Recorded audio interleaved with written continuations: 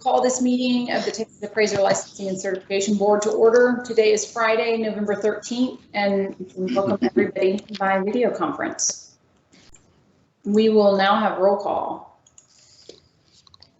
Chair Sarah Oates. Present. Martha Gail Reed Lynch. Present. Chance Bolton. Present. Clayton Black. Present. Rolando Castro. Present. Tony Pena. Present. Buster Renfro.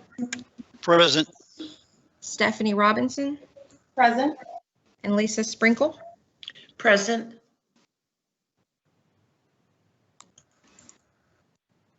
Do we need to recognize staff? I think we can see everybody's initials down there at the bottom, and staff will come and go, correct, throughout the Yes, meeting? ma'am. Okay. No need to recognize. Very good. Okay, I would like to note right now that I intend to move agenda item number 16, executive session. We're going to move it to before agenda item number 25.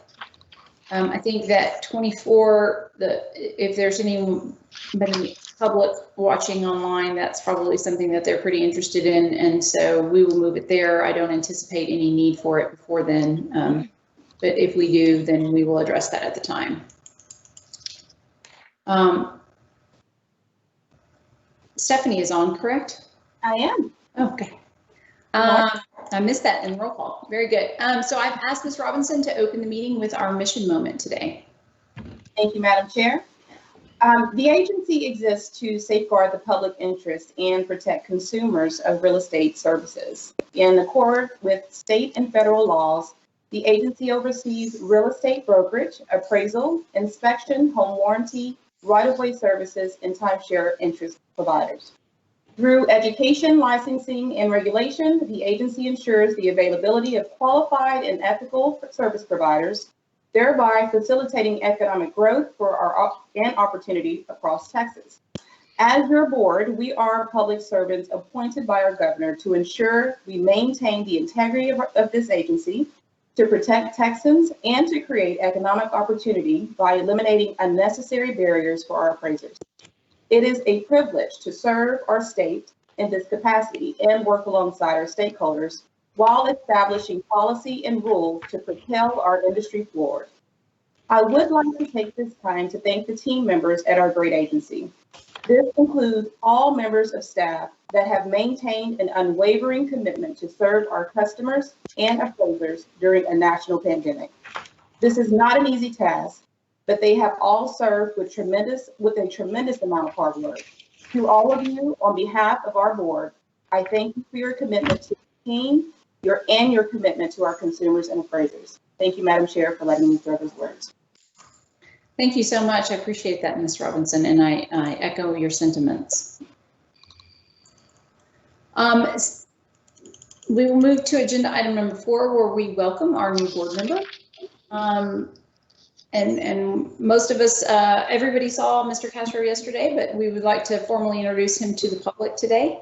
He comes to us from Cypress, Texas, which is in the Houston area, where he is a husband and a father and sometimes a remote learning teacher. He is our second Aggie on the board. So now Martha Gail and I are the 2 University of Texas girls, and we've got Buster and Rolando, so we're evened out and we're adequately representing the state of Texas. I know that everybody else, I think, is also from a university in the state, with the exception of Lisa. So we're representing the whole state now, but we allowed another Aggie onto our board. Mr. Castro has 15 years of appraisal experience, and he's currently the associate director at Cushman & Wakefield, where he has been for 5 years. He is an MAI designated member of the Appraisal Institute. And he's also the vice president and a coach for Soaring Kids, which is an organization that serves special needs children and teens through recreational sports and activities. So on behalf of the board, we welcome you, and we look forward to meeting you in person and working with you over the coming years. And we're glad that you have decided to join us and that you volunteered and that you made it through the appointments process, which can be long and arduous. So thank you and welcome. Welcome. Welcome, Rolando. Yes, thank you, Madam Chair. I appreciate it. So yeah, I'd like to thank you and my fellow board members for welcoming me, and I'd actually especially like to thank the TALCB staff. They've been just absolutely great at helping me through this transition. If it wasn't for them, I don't know, I'd probably be not here right now. I'd definitely be out in probably in Austin somewhere looking for where the conference room was to where this meeting was going to be held. But they helped me with all my documentation, my education, and they have been nothing but supportive. So I look forward to working with them and all of you in my capacity here as a board member. So I thank you. Thank you. Rolando, welcome, and gig 'em. Gig 'em back at you. Agenda item number 5 is the recognition of a new AMC advisory committee member, and Mrs. Reed Lynch will introduce we have a new committee member. Thank you, Sarah. Governor Abbott appointed Julia Hayes in September to the Appraisal Management Company's Advisory Committee. Julia is from Beaumont. She's a shareholder at Lawrence Blackburn Meek Maxey & Company, professional company. She is an executive board member of the Texas Society of Certified Public Accountants and a member of the American Institute of CPAs. Additionally, she is a board member of the Catholic Foundation of the Diocese of Beaumont. She received her Bachelor of Business Administration of Accounting from Lamar. In addition, our current member, David Mentisana of Dallas, has had an extension by the governor to continue his work on the committee. And we welcomed you, and we've had one meeting and everybody's on board. So welcome. Fantastic. Thank you so much. I appreciate having anybody with an accounting background on any of our committees or boards. That's always very helpful. So thank you so much. Agenda item number 6 is committee appointments. So we typically make committee appointments in February, but with Mr. Jeffries resigning earlier this year in September, we had an opening. So he left a vacancy on the education committee, which he also chaired. So I asked Ms. Robinson, who was already on the education committee, to chair it until our regular appointments in February. I have also asked Mr. Castro to serve on the education committee until regular appointments in February as well. On that note, I would like for everybody to kind of be thinking about what committees you're on, what committees you'd like to be on, so that at the February meeting, we can talk before then and figure out where everybody would like to be, where you would like to serve, if you would like to stay where you're at, or if there's something else that interests you. I'm open to everybody's opinions and where they would like to be. The next agenda item is public comments, which is just general comments from visitors on non-agenda items. We have not received any requests for members of the public to speak. If that happens at some point during the meeting, then Dion will let us know and we will make room for that. The next item is the official record, agenda item number 8. The ratification of the official record of the August 21st, 2020 board meeting as approved for posting on the website by the secretary of the board. This is located on page 12 in your agenda materials. 11, did I say 12? 11, page 11. Do we have any changes or any discussion?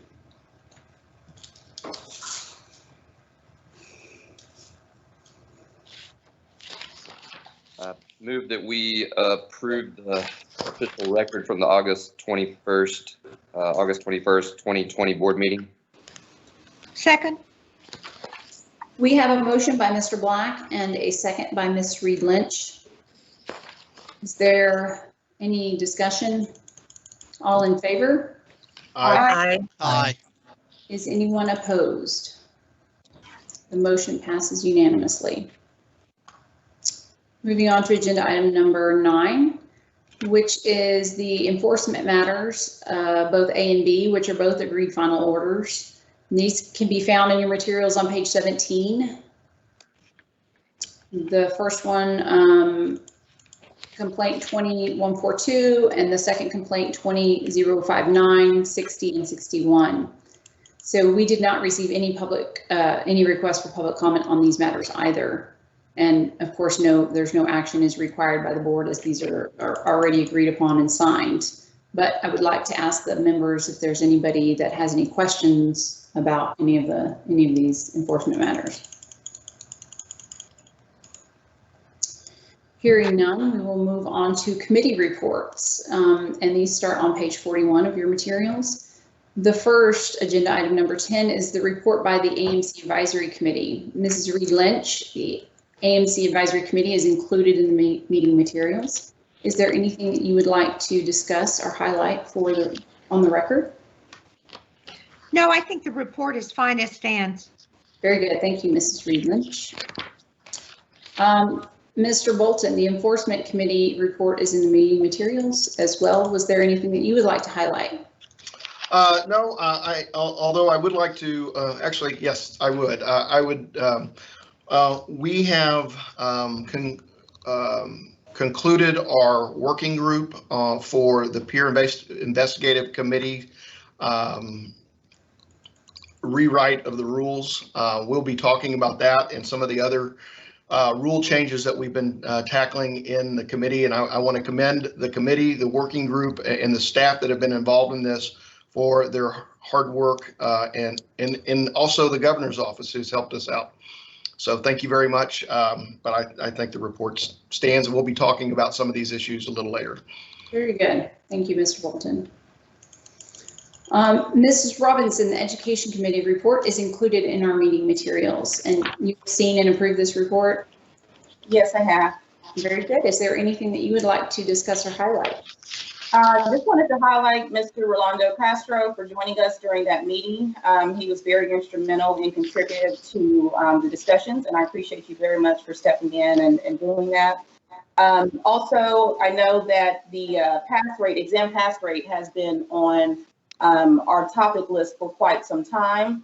And I just wanted to let the board know that we did find through our research, through the staff's extensive research, and thank the staff for that, that this is certainly not just an issue in the state of Texas, but we did discover that this is a national issue, both from the research that came from the staff as well as the AERO conference that recently took place. This seems to be more on a national level. So I think from our perspective, we've done a lot of good work making it visible on a local state level, but we have at this time removed it from our our local consideration, and we will be following this nationally. Also, let's see, there was a question that came up during a prior committee meeting on a one-time course offering and the ability to pay online. I would like to thank the staff for their hard work in putting this in place. After January 2021, we will be allowing individuals to pay the one-time course offering online with the credit card as opposed to check only. So thank the staff, the IT staff, for putting that in place, which again will be effective in January. There was also a decision on the one-time course offering, the 2-hour ACE one-time course offering that I wanted to talk about. During a prior meeting, it was asked that we consider waiving the fees for that one-time course offering. And I just wanted to let the board know that we did do an analysis with the budget committee, and we found that the fee that was being charged is going to stand because it does cover the minimal expenses of agency staff's work in order to approve those. So that's all I have for now. Thank you, Madam Chair. Yes, thank you, Mrs. Robinson. Agenda item number 13 is the report by the Executive Committee, and that is on page 53 of our materials. Nothing really to highlight in there. We will be talking later about the board's response to the Appraisal Foundation's third exposure draft. So we will address that later, and I'm glad to hear everybody's thoughts and opinions on that. And I hope that you've had some time to take a look at that, because we certainly want to make sure that we're all speaking with one voice on that. So there's nothing else from that committee report that necessarily needs to be highlighted. Does anybody have any questions on that committee report or any others? Yes, Madam Chair. If I could back up to Stephanie's report on the Education Committee. Absolutely. I was pleased to see in the committee report that this issue of the exam pass rate has risen to a national concern. I was wondering, though, if you could elaborate on what is the plan, or moving forward at a national level, what is the game plan to figure out just exactly what the issue is, and is there anything in motion that is going to change the current situation that has existed for about, I'd say at least 18 months, if not 2 years? That is a very good question, and one that obviously was very important for me as well. We have contacted other states for feedback. We have, through the Aero Conference, have gotten feedback from many of the other states who are also facing the same issues. The one thing we keep hearing is that the exam did not change. So we're trying to accept that as an answer to figure out, well, what other things could be contributing. I know during the Aero Conference, they talked a lot about, could it have anything to do with the education being provided, online versus non-online.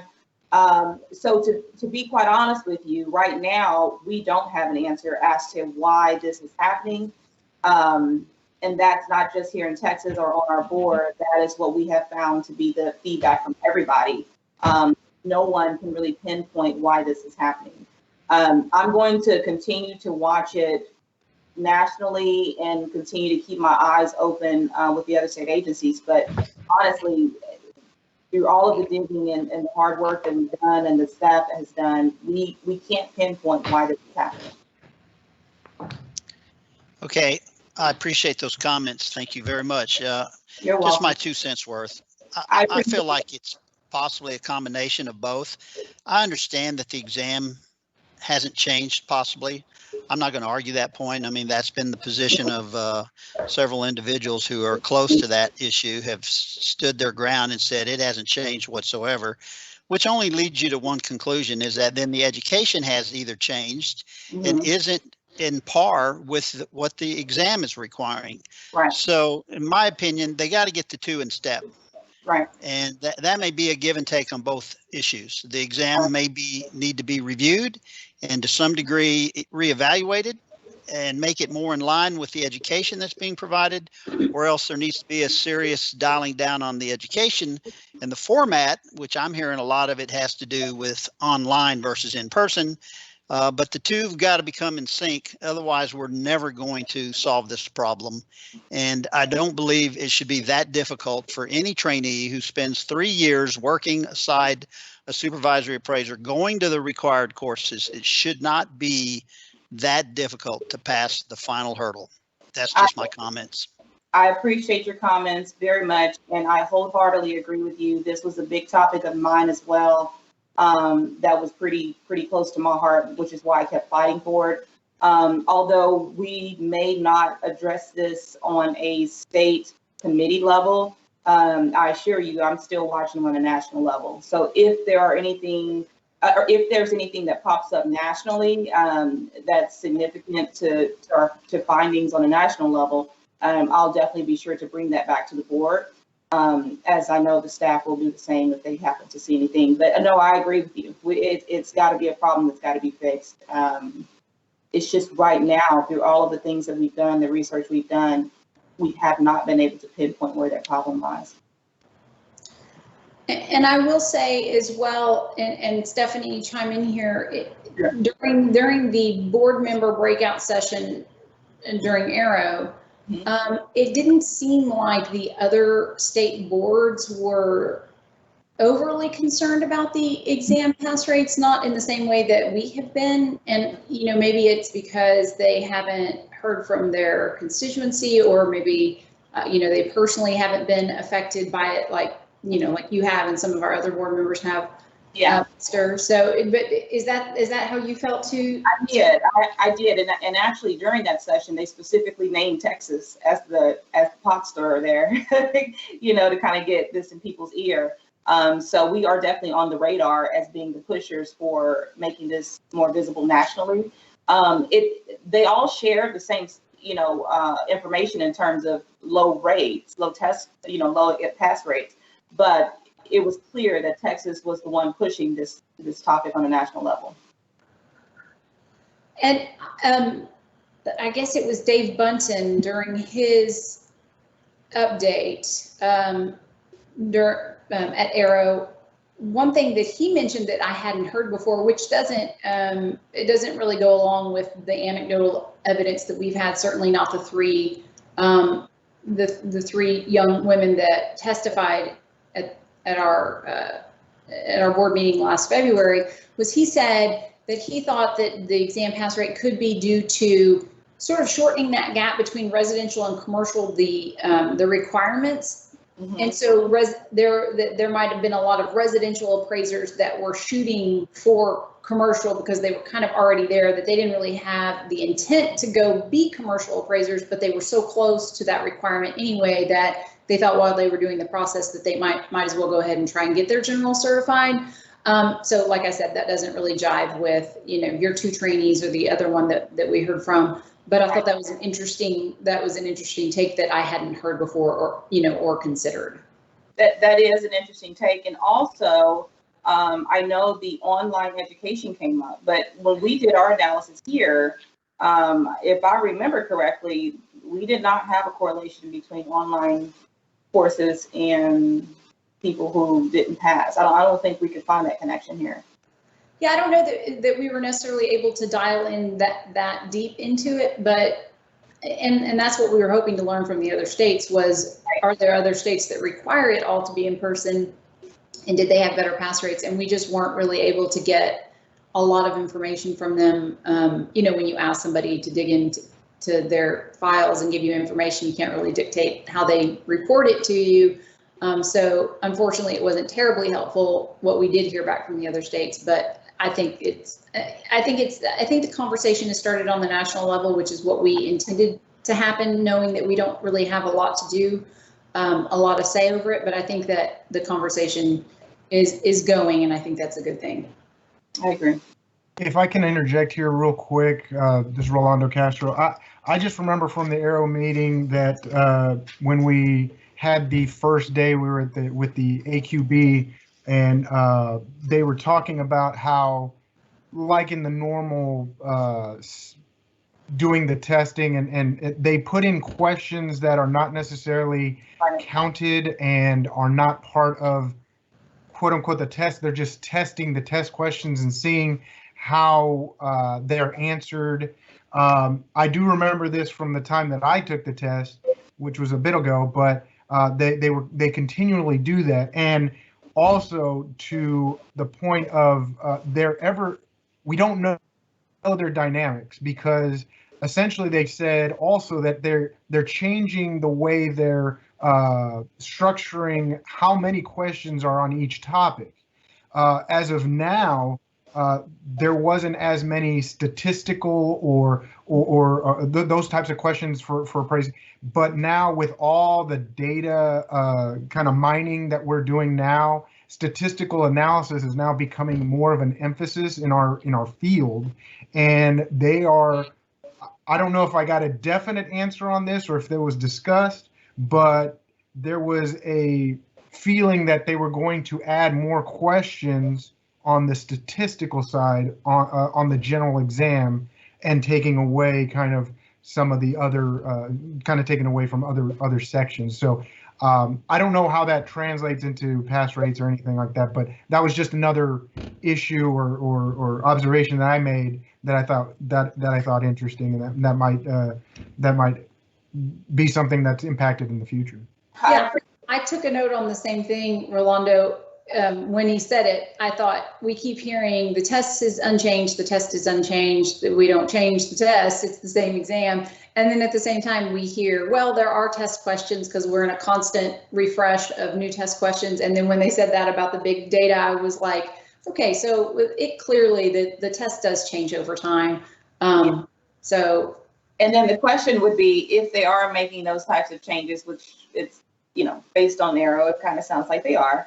Are the educators staying up to date with that new content, right? So because if they're continuing to teach the same curriculum they've been teaching, but yet a whole section has changed on statistics or whatever, that's a problem. So yeah, it's a lot to dig into. But Rolando, thanks for bringing that point up. I did forget about that. Yeah. So Buster, I think I would like for us to continue to just keep this on our radar so that we do sort of force it into the discussion on the national level. Yes, I would agree. I mean, Rolando brought up the issue that they're trying to include more statistics. Well, you don't need to be a statistic expert to realize something's changed. I mean, we have not been at this level since the inception of state certification. There was a drastic decline, and I think if you want to study it hard enough, you might be able to isolate when that happened. And so something has changed. And, you know, some people might even go so far to say, well, it's just the students. Well, I don't buy into that. I'm sorry. They have to get their education at some level. You're not born an appraiser. You don't just come out of your mother's womb and you instantly know how to appraise. You have to be taught the process. And the source is your supervisor and the education courses you have to pass.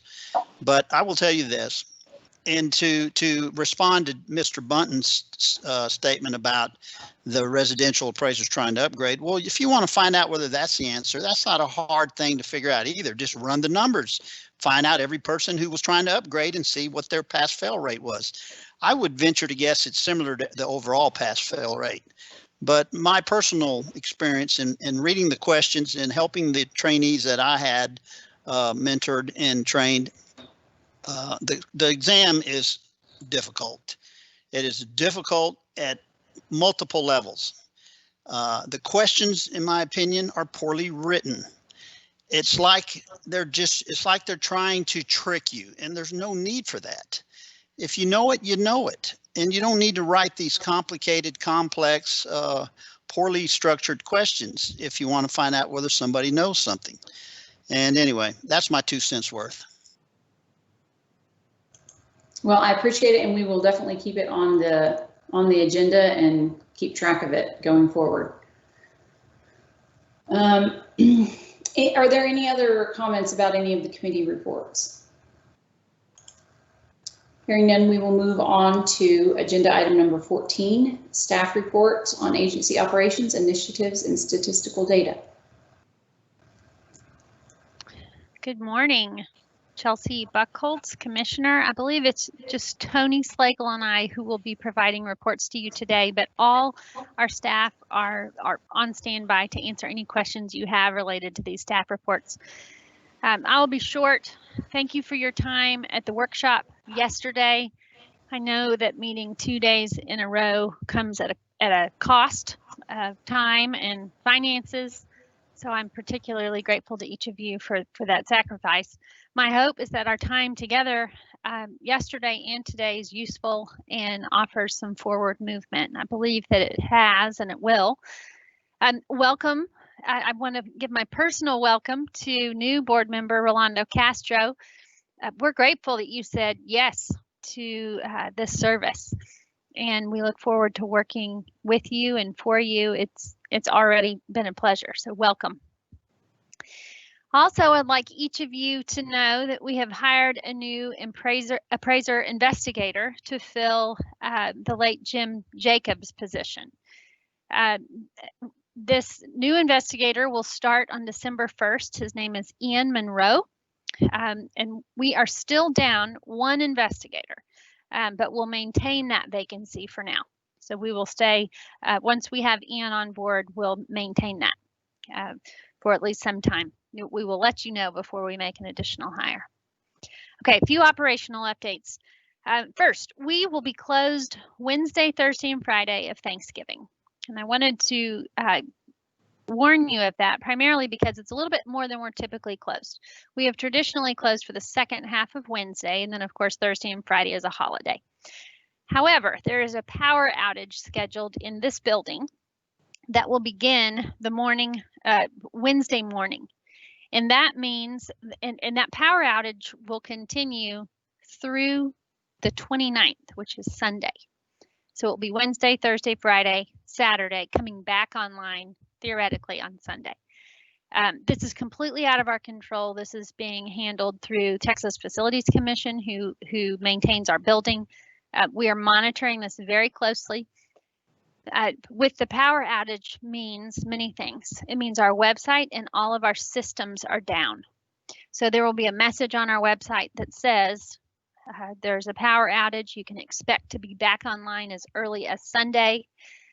This is a particular concern because it's the end of the month. So those who are needing to renew licenses, that this comes at a very inconvenient time for them. And so I wanted you to know that we have a communications plan that has already begun to let people know to renew early, and providing them with just a plan of action. It's our expectation to be back online Sunday, and then of course Monday, but have contingency plans if we are not. So spread the word on that. We're doing that as well, but I wanted you to know of that inconvenience. I also wanted to stop and brag. We enjoyed the State Employee Charitable Campaign in the month of October. And this is a statewide campaign for all state agencies that acts as a mechanism to raise funds for nonprofits, primarily through payroll deductions. And our agency, I reported earlier to the commission that we raised just under $11,000. That has increased to just under $12,000. And we had a participation rate of 79% of our staff. I think this is particularly notable given that this campaign was remote. In past years, this has acted as a great morale booster for our agency. We've had fundraisers and parties and different mechanisms to raise funds, probably the most silly of which is called a flocking, where you pay to put large blow-up pool toys in someone else's workspace, which is just silly, but it's amazing how much money that raises. So without the opportunity for those types of shenanigans, I am particularly proud of our agency for raising that $12,000. Many worked tirelessly to make this effort a success, and I'm grateful for that. Few additional headlines. Customer relations. Our customer relations team is doing so well. Tony's going to provide you with a few additional updates on this, but in September, as you'll see in your materials, we had a hold time of about 1 minute and 20 seconds. In October, that was 25 seconds. So I can very comfortably say that the days of long hold times are behind us. We do have anomalies here and there where we have a very high call volume that coincides with a call out rate that makes for a hold time of several minutes. But I can say with certainty that nobody is waiting for any amount of time like they were a year, 2, 3 years ago. Additionally, in the world of education, many of you know this, AQB has extended the relief for traditional ACE classroom offerings to be taught through live and real-time distance education through December of 2021, basically to account for COVID. That's an interesting development. Also in enforcement, our complaint volume has increased roughly 23% in fiscal year 20 compared to the 2 prior fiscal years. So this trend continues. This fiscal year, we had 30 complaints in September. We're watching this very closely because our complaint volume directly affects our workload. We have a couple of reasons for this increase. One is that Fannie Mae has begun making referrals again, and that accounts for about half of the increase. And then additionally, just with the uptick in refinances, it reflects longer turn times for appraisers, and that means frustration in the field and more complaints being filed. That's more of an anecdotal offering in terms of reasoning, but we will watch that very closely. I just wanted you to pay particular note of that. And then I have been. Chelsea, I'm sorry, can I interrupt you? I was writing about the Fannie Mae ones. Can you tell me the second reason? Second one is more anecdotal, and that is just that we have an increase in refinances, and that just means that the demand on appraisers is higher. Yeah.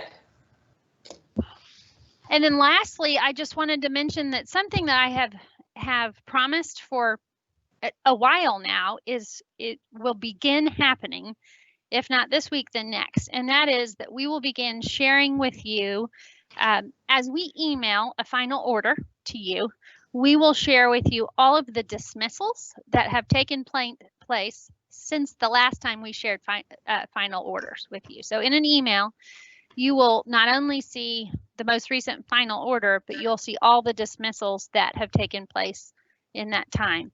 That's going to be probably more than you ever want to read. Sometimes I find those to be somewhat overwhelming when I get big chunks of them, but I wanted you to have the information for your use as you saw fit. And I think that it provides good context for you in terms of how we are disposing of those complaints and what that looks like. Good. I'll stop there unless you have anything you'd like for me to address or any questions that I can answer. On the dismissals, what will be included? Is that just a generalized report, or is it going to be details of the case? What are we expecting? It's a little bit of both. It's the dismissal document. So it's the signed dismissal document that outlines the details of the case. I just want to say that since I've come on the board, that I think that you've done an excellent job. I remember very early on when I came on that there were quite a few issues, and I'm very excited about your charity giving, the whole time reducing. You've done a great job. I just want you to let your staff know that we're watching and we're very proud. Thank you. Thank you. I appreciate that. And I know that staff appreciates it too. Chelsea, I have a quick question. Okay. Maybe you can answer it. If not, maybe Troy's available and he can answer it. The new investigator we hired, is that person commercially certified or residential certified? Troy can answer all of the details about him that you want. I do know that he has experience in both commercial and residential, one more than the other. Troy, do you want to speak to Ian's credentials? Yes, sir. Yes. Mr. Monroe is a general certified appraiser of many years, and he has experience both in a wide variety of commercial and residential work. Is he from San Antonio? He's from down in the valley. That's right. Can't put my finger on exactly where, but down in the valley. Yep. All right. Thank you. Yes, sir. And he works with a firm that I'm familiar with, that I've worked with for several years. I've never worked with him directly, but I know his firm well, or his ex-firm well. Chelsea, you talked about the increase in complaints coming from Fannie Mae. Can you explain what that means?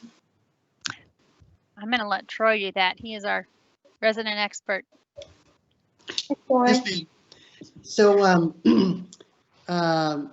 Fannie Mae, one of the governmental sponsored entities, many years ago, they used to file complaints with the board, and there was a period probably of about 10 years where they stopped doing that. Mm-hmm. Last year, after some discussions at last year's Aero conference, they decided to re-engage in that process. And for the past several months, we've been on a monthly basis receiving referrals from them based on their screening process. And as the commissioner mentioned earlier, that's roughly accounting for half of the increase based on the data so far. Okay. That's in real numbers. I mean, how many cases are you getting from them a month? Right. If I were to guess, roughly it seems about like 5 or 6 a month on average. And I will note that they had this slide for us at the Aero conference of all the referrals. When the gentleman from Fannie Mae spoke, he had it in his slide deck, and Texas was had the most. Obviously we don't have the largest appraiser population, but we had the most. And I have that in my notes for Aero, so let me find it, because I think you will find it interesting, Chance. Maybe I didn't. Oh, yeah. Okay. So Texas had 26, and that was, I don't know what the time period was. I guess maybe when they restarted up until the time that he gave us the information. Florida had 24, Pennsylvania had 17, and California had 15. So, you know, California has 10,000 appraisers. So the fact that they have so many fewer than Texas, that we had the most, kind of was a little shocking to me, but I thought that was interesting information. And while we're on the topic, he did say that the way that it happens is that whatever their internal system is flags the report, and then they investigate it for about 6 months before they ever turn it over to the states for referral. So I thought that was also interesting. So this is a recent practice that they've reopened. You said we did this in the past. What changed where now they're reopening this process? Yes, ma'am. That it just my understanding from talking to folks that they decided to re-engage in doing this. There was just a policy shift at Fannie Mae, and in the last several months they've decided that they're going to do this again. Okay. Thank you. Sure. And also notable, he said that they send it to the state. So you'll notice too that we call it a staff initiated complaint because Fannie isn't actually filing the complaint, they're just making a referral. So we need to consider that in when we start seeing, and Troy, we might even keep a separate, keep those separate from regular staff initiated. I mean, I guess there's not really any regular staff initiated complaints, but keep those separate in some way, because if we're having a huge uptick, then obviously it's going to make it look like we have a huge uptick in staff initiated complaints. But they did say that they refer them to us, we turn them into a staff initiated complaint, and then they never follow up. We don't report back to them, like, because they're not a complainant and they haven't asked for any follow up. But so that's sort of the end of it. Whatever we want to do with it at the state level is up to us. Why don't we just, I think you're saying the same thing, but just create a separate category for referred cases. Especially if there's been 26 already. Right. I mean, but I get your point about it showing an uptick in staff initiated complaints when it's not really the case. I mean, if Fannie Mae refers a case, we're going to investigate it. And so if there's a separate category, then not only can we understand the volume we're getting from Fannie Mae, but also keep that separate from staff initiated complaints that come from audits or what have you. Also the ones that I've seen 3 of them so far as part of a PIC review. And I actually yesterday looked into taking a residential class that was specific to FHA requirements, because it sort of seems like, so for anybody who's not terribly familiar with Fannie Mae requirements, Fannie Mae, so if you have 10 acres on the outskirts of town with a 1,500 square foot house, and you go to a bank and say, I want, to buy this house or refinance or whatever, they're going to say, well, that doesn't really fit into Fannie Mae requirements, because they like real clean, easy type stuff that has a certain gross adjustments under, and the comps are all very similar and they're all within half a mile, that sort of thing.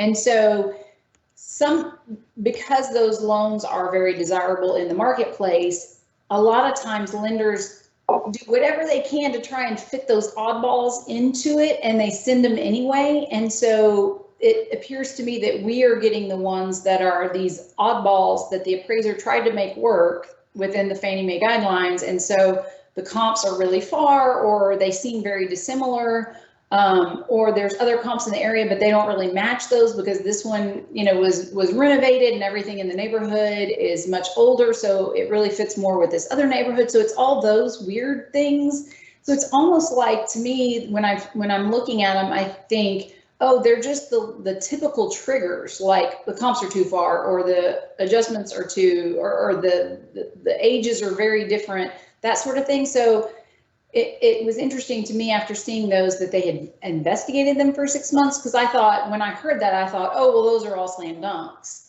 But that's not really what I have seen. So I just want everyone to have that context as we move forward, that to understand that just because they investigated it and sent it to us, it's not really necessarily mean that it's going to end up in a disciplinary action on our end. Do we know out of the 26 that we've received, how many ended up in disciplinary action versus dismissal? I think we're still in the process of some of them. Are we? Okay. Yes, and Madam Chair, yeah, I was just going to point the board to the bottom of page 81 to answer Mr. Bolton's question. We do have a little breakout there in the bottom right-hand corner that shows the breakout there in case anybody needs that information. Okay, great. And along those lines, I had thought also that I don't know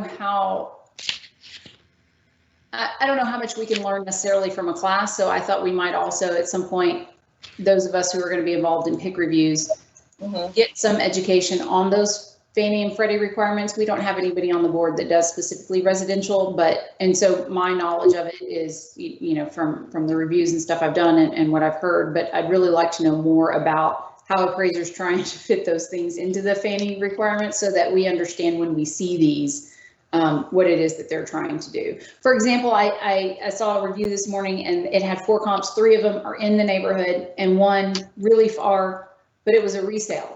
And it didn't even need to be in there, but I thought, oh, that's because Fannie requires at least 1 resale in there. So it didn't, you know, it only makes sense when you know that, because otherwise you're like, what, you know, why are they doing this? So I think it's important for those of us that are going to be, you know, looking at these, that we have that knowledge, certainly. I agree. I think and that will be, well, I'll figure that out, and, you know, we'll make sure that happens. So on page 81, were you referring to the staff initiated at 17% state regulatory? Is that the section you're talking about? It's the bottom right-hand corner, the breakdown by source. There's a little breakout chart. Yes, ma'am. I had a question on that for later. Yeah. Okay. Thank you for clarifying. And so Troy, is that 17%? Is it for both fiscal years that are shown on there, or just fiscal year 21? That is just, let me see here. Yeah, that's just for the FY21. Okay, so that's 17% of that 30 number. Right. Okay. So let me ask you one thing, Troy. So in that breakout chart, it says 100% were state regulator / GSE. I'm assuming that GSE means, actually, I don't know what it means. Can you enlighten me? It's government sponsored entity. It's Fannie and Freddie and those kinds of entities.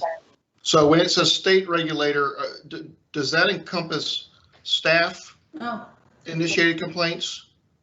No, sir. That would be like another state agency, like the Texas Education Agency filed a complaint a few months ago. Okay. Okay. Got it. Okay. Thank you. So I guess it is kind of broken out in that we have that audit and other complaint. So that's actually, the fact that you put that in there, Troy, is what made me think of it. So I'm glad that you clarified that there. That's very helpful.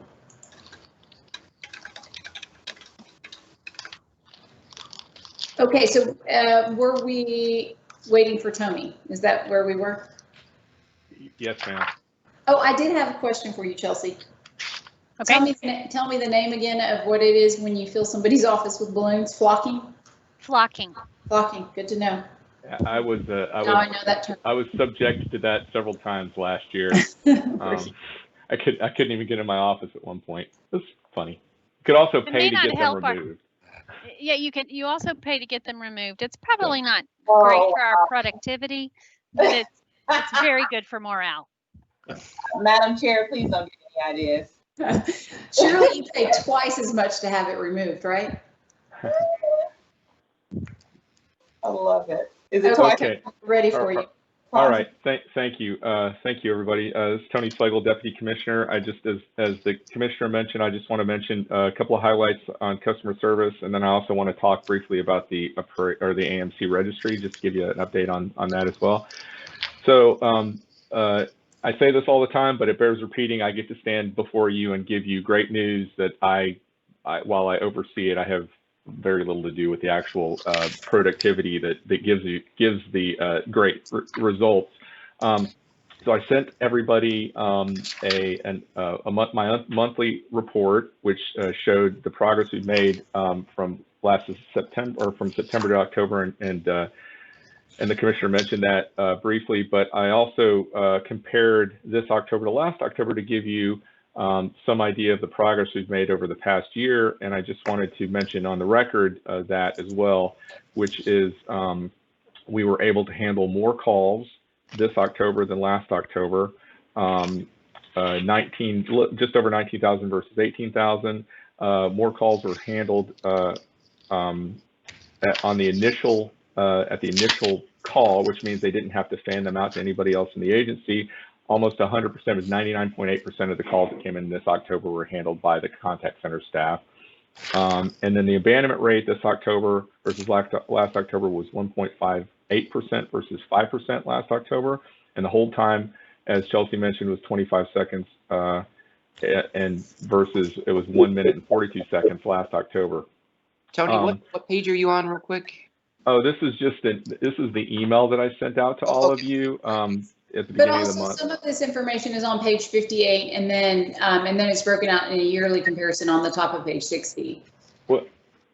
Thank you. I see it. Yeah.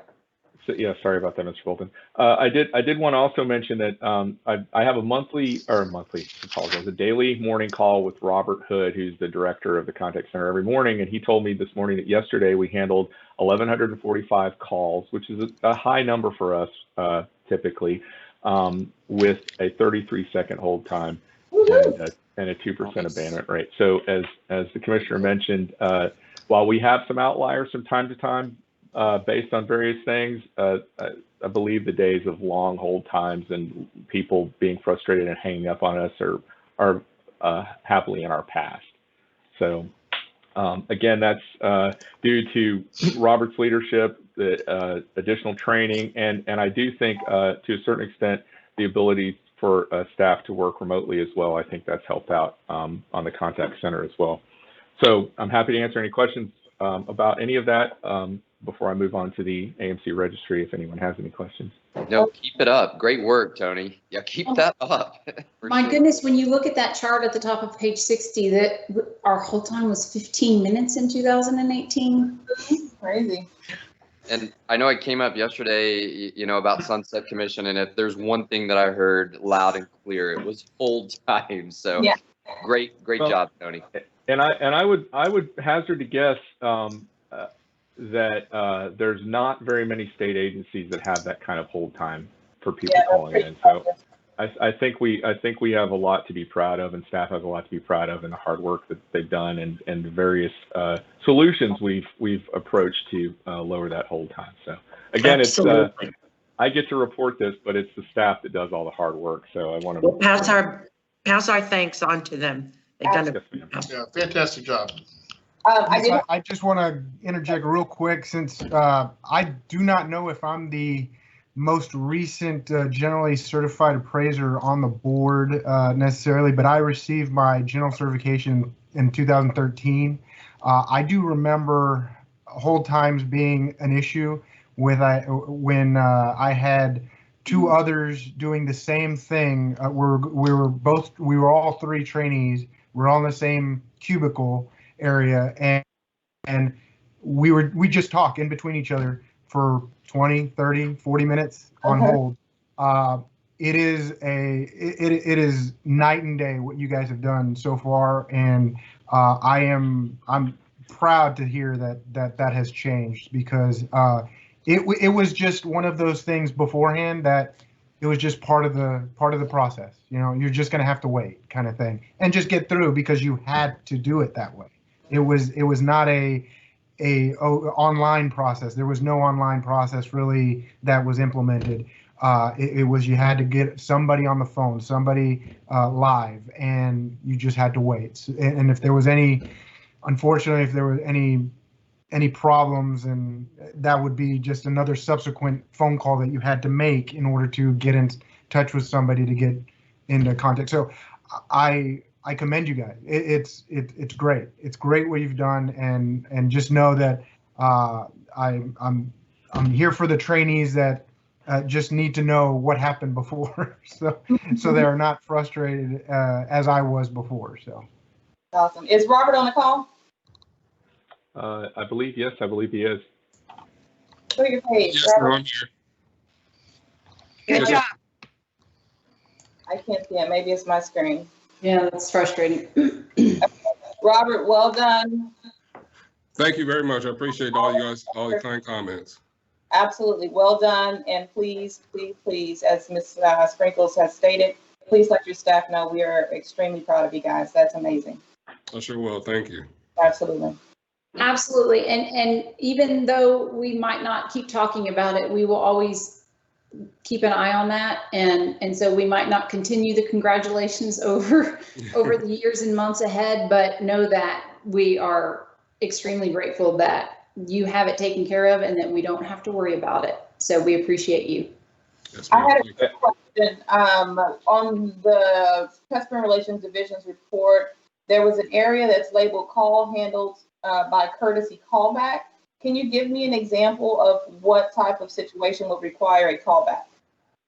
Well, we in January of 2019, we implemented a feature where if the customer calls in and our average hold time is over, I think the threshold right now is 2 minutes, they can opt to put in their telephone number and then the system will call them back. They won't lose their place in line, but the system will automatically call them back.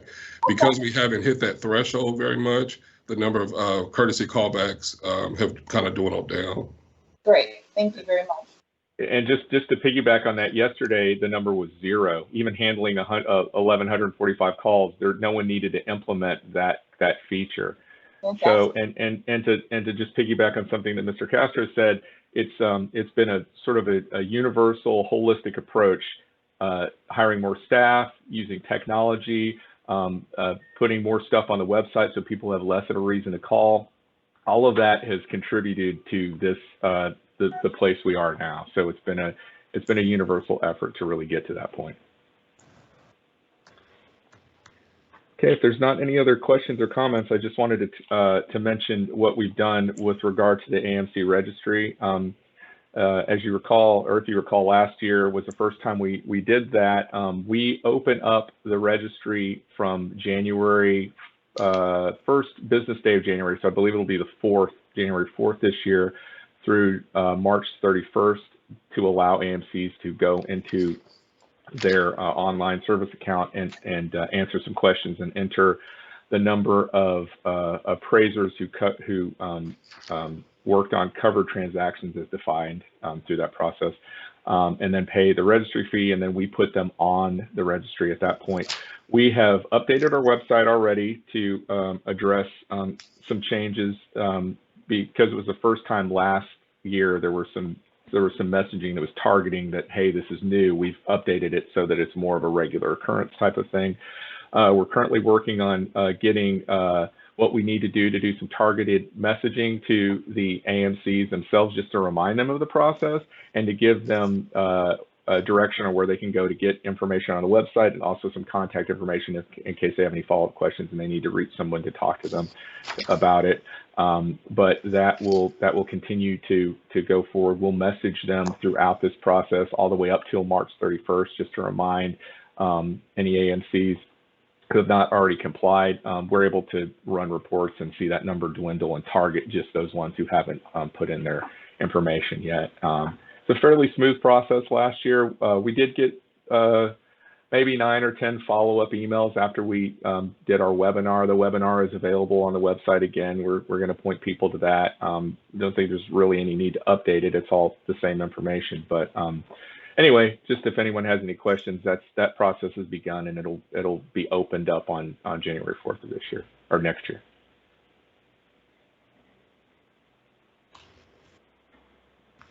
Okay, if no one has any questions, that's all I really wanted to address. Thank you. Does anybody else have any other questions about any of the staff reports? Will we be going over the customer relations report? If you have any questions about that, they will definitely be available. Okay, let's see. I'm on page 61 of our material. Customer email experience rating. Now on the email, it looks like we got 40 respondents that I guess participated in the survey. We've got some poor, we have, what is this? Poor, below average, and moderate feedback on that. Do we know what the trends were for those that ranked us in those areas? Was there specific reasons why we were ranked moderate, below average, and poor on those areas? I'll go ahead and answer that. I don't know the exact reason why we were rated poor on those, and there was a low number of respondents for those questions on the survey. But that's one of the things that we are trying to improve on is our response time for emails, and then doing some quality assurance of the emails that we do send to staff, making sure that we're including the right information. Okay. Okay. So that is being, you're keeping your eye on that. Okay. Yeah, we are addressing that now. I just want to make sure that our above average and excellent grows in that particular area over time. And let's see, I think there was experience with customer service representative. We got, I believe, 8% below average and 10% moderate. Do we know why those were voted that way? Are they allowed to put in comments so that we kind of have some direction on why the respondents are feeling that way? Yeah, they are allowed to put in comments, and we also track the number of positive comments and negative comments. And sometimes the negative comments are a little bit outside of the customer service realm. They're mainly they could be upset with the actual process for them not completing something on time, not necessarily with the way that the customer service representative treated them. Okay. They just put in a negative comment on our survey. And that's what flagged my concern, is that I want to make sure that it wasn't related to how we are treating our folks calling in. Yeah, so I can understand if it's something that we can't solve for them because it's outside of our scope, but I just wanted to make sure that it wasn't regarding how we were treating them. Yes. Okay. Thank you for that. I appreciate it. Sure. I don't think I have any more questions on customer service. Ms. Robinson? Yes. This is Tony Slagle again. And while it's important that we track all of those things, the other sort of unfortunate thing is encouraging people to respond. So when the respondent numbers are so low, you know, 1 or 2 negative comments skews the percentage based on that. That doesn't mean we're not concerned about it. And Robert's team follows up on a lot of the negative comments that we get just to make sure that we're addressing those or what their actual concerns are. I know that they escalate those and they follow up on them, but it is, you know, it does, when you're reporting percentages over this one thing you pointed out to is 31 respondents. So that's, I think, just over 2 people could skew that to you know, almost 10%. So yeah, and I definitely recognize that. I think when we were talking about yesterday, making sure that our customers are satisfied, particularly as we prepare for sunset, I just, you know, I'm glad to hear that you guys are really looking closely into those respondents. So. Yes, ma'am.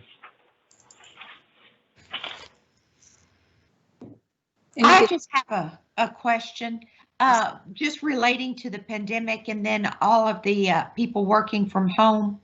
How does that affect the expenses? I know we're not on the budget. Is it a better time later I should discuss this or ask the question?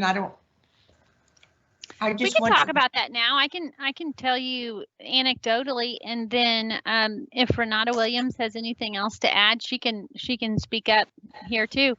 It is part of staffing reports. It doesn't. There are some line items that are affected some, but it hasn't been monumental. We had some initial costs to purchase some extra IT equipment, primarily hotspots for employees who did not have internet. That was not a significant expense. Other than that, most things, we don't have any travel or very limited travel expenses. So that line item of the budget is seeing very few expenses right now, if any at all.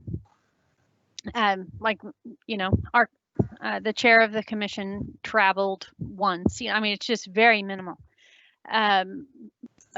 across the agency. Other than that, things are likely fairly steady. We still pay our rent, which is not a significant cost driver. We're still paying for the leases on our copy machines and things like that. I mean, we haven't diminished our expenses because we're home very much. I will say that people are taking less time off. That's less of a financial factor, but it has been interesting for the agency. Does anyone else have any thing to add to that, Renata? Have I missed anything major? No, ma'am, you have not missed anything major. Good morning. This is Renata Williams, Director of Finance, and you hit the nail right on the head, ma'am. The cost savings have been minimal. I mean, we will see some cost savings with travel because we're just not traveling. But aside from that, most of our expenses are static, and you know they're the same from year to year. So we haven't seen a lot of diminishing expenses. So with regard to vacations, like you said, Chelsea, that, you know, no one's traveling and no one's, I mean, I don't know, but people are taking vacations or are minimal. Do we anticipate like next year that everybody wants to go on vacation at the same time, or is that a concern? I wouldn't say it's a concern. I do think that everyone will want to go on vacation next year, just because I bet every person on this call is itching to go somewhere. I also think that that will be somewhat incremental, but I'm also encouraging staff to take time off, even if they just go read a book in a park right now, because I think it's important for us to remember to do things other than work. And I want that rhythm to remain and that work-life balance to remain for our staff, especially in this time where there are, can say it this way, kind of particular mental health challenges and burdens that people are facing because of this pandemic and the burdens they've, you know, the personal burdens associated with that. So we are seeing less time off, of course, but I have encouraged people to take it. There will likely be more requests next year. We have a system in place for managing that to make sure that all of our functions are covered, and to allow people to take vacations and have time off. We'll have to manage that probably a little bit more acutely as the pandemic eases, but I also expect that the pandemic easing will be a gentle process, and so that may be with that long rollout might mean that the uptick in vacations is also somewhat gentle. Thank you. Question? Thank you. Thanks. Will we be going over the financial services in detail, the reporting? Or do we want to ask questions? This is your opportunity to do that. Okay. If I may jump to that, and I think there was several reports prior to that, but since we're talking about some of this, there's a line item on here. First thing I know, the Finance and Budget Committee approved the budget.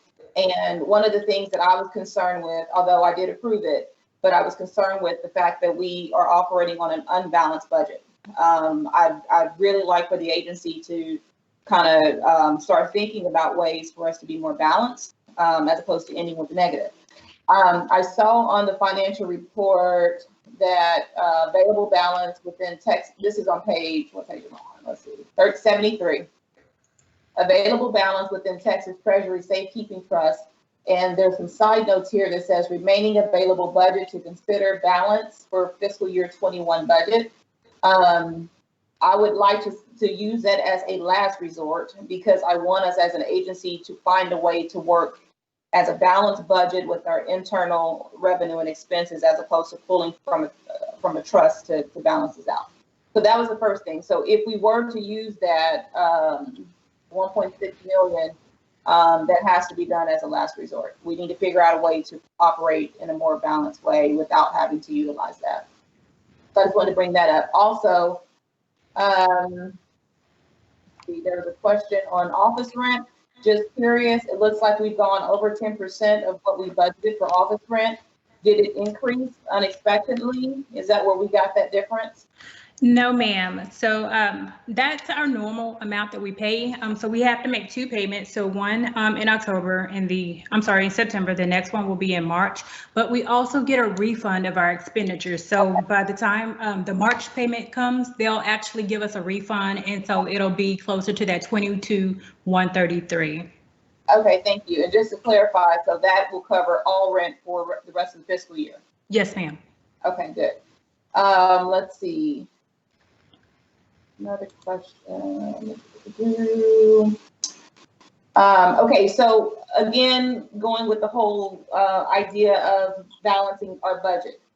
On our licensing revenue, the 115,853 revenue collected, is there a way I can get a breakdown on the sources for that revenue? Yes, ma'am. We can get you a report that contains that information. You can send that to me, and the reason for my looking at that is I want to see if there's any opportunity to squeeze more revenue out of that line item. Let's see. Okay, so that's one as a follow-up if I can get that. Let's see, operating gains and losses. Just as a board to reiterate the fact that we need to keep our eyes on that $532,000 deficit. My hope is that we can clear that up by the end of the fiscal year somehow or another, or at least reduce that deficit. That would be my goal. Madam Chair, if I would, as budget committee or budget chair, could I interject maybe and just kind of remind the board that we were through sunset reminded that we needed to utilize what we had accumulated in our reserves. So part of the strategy, Mrs. Robinson, is to kind of bleed that into the budget, that being the excess reserve that we kind of maintained up over the years through a real estate reserve. We were highly encouraged to start to utilize that money. So what we're doing and what we have done is to implement that process of bringing that money into use as opposed to keeping it to the side.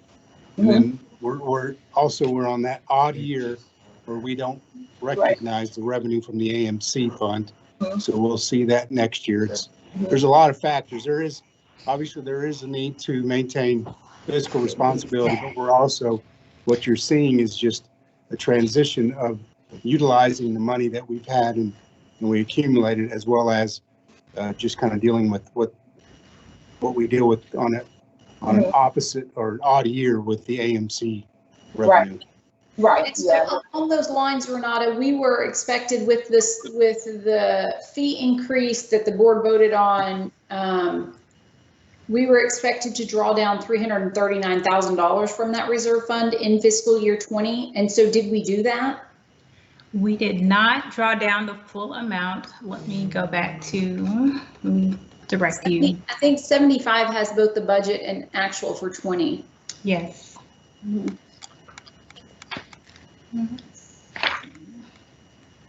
So we only drew down 187,000. Okay.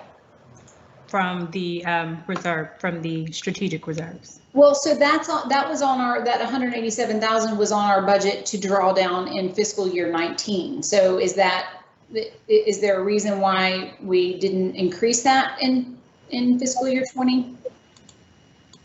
And I'm something I pulled it back from the board agenda from a while back, but it was, if y'all will remember, it was the little box that said scenario B and showed how the different fees were going to increase and then how we were going to use those reserve funds over the years. Okay. Well, I would have to get back with you, ma'am, because I wasn't here during that time. So I have to go back and kind of take a look to see what was going on and what was said at that point, and then I can give you a more informed answer. And Stephanie, I think this goes back to the things that happened before you and I were here, that those are big questions that you and I both need some clarification on. And so I think that would be a great thing to add to. I mean, I have a ton of notes, so we'll make all that happen. But at some point, Renata, I'll just get with you of all the questions we have and set up a time so that we can better understand that. And anybody else who's new that doesn't understand. Yes, ma'am. Okay. Renata, can you give me a description of the other miscellaneous revenue line item? What's in that number? On yes, ma'am. Yes, ma'am. So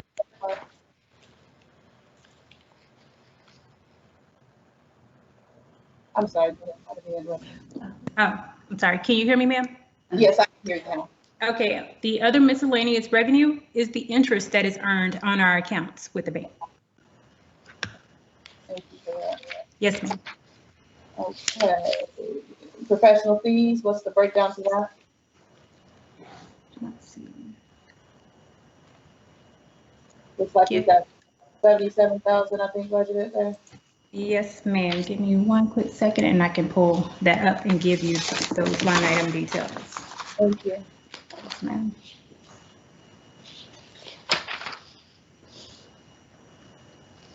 Are you mainly wanting to know what types of expenses those are? Mm-hmm.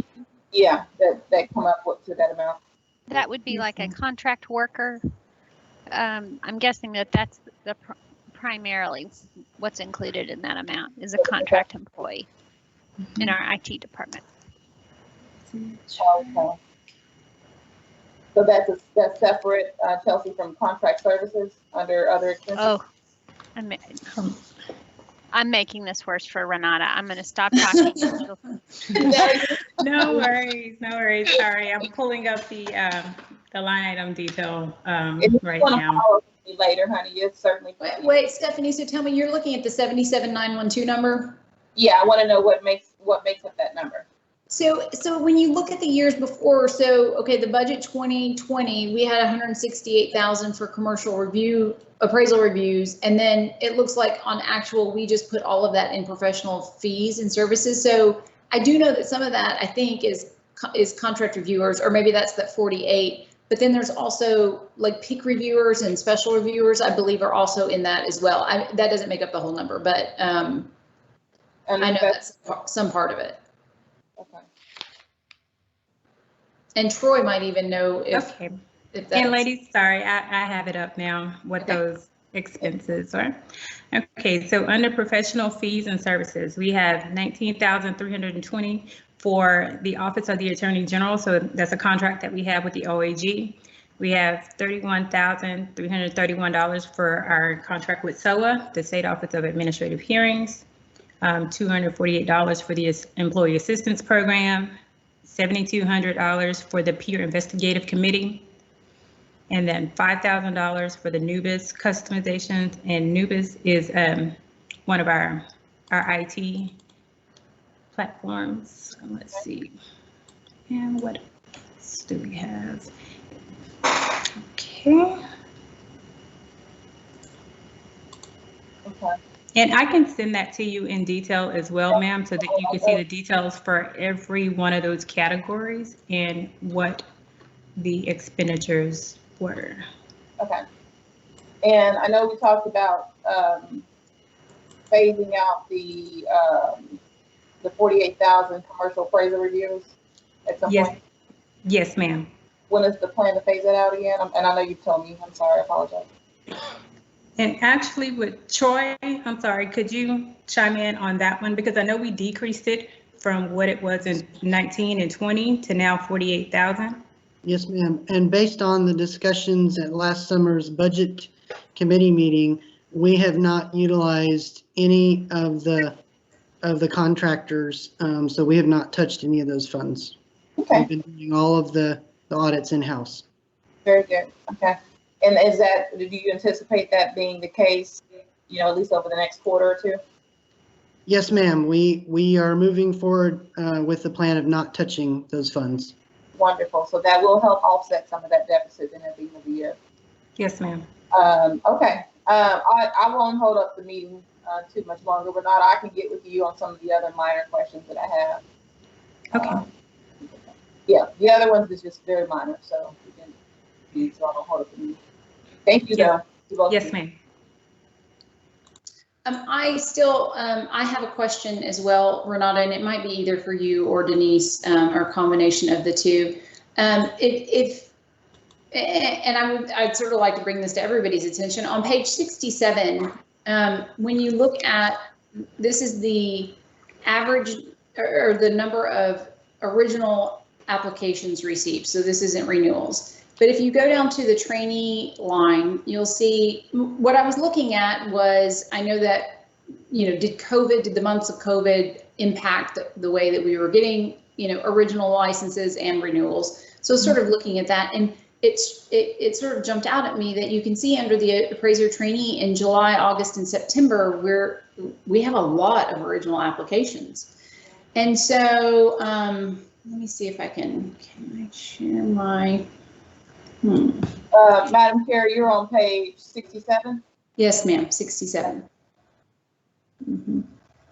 Okay, I'm going to share my desktop here. Okay, so I went back because that didn't give me a good idea of whether that meant anything. I went back and you all can see my screen here. Yes. So I went back and I was looking at all the other years to compare them, and you can see right here we do have a huge uptick in trainees for fiscal year 20. So as a reminder, fiscal year 20 starts in September of 2019 and ends in August of 2020.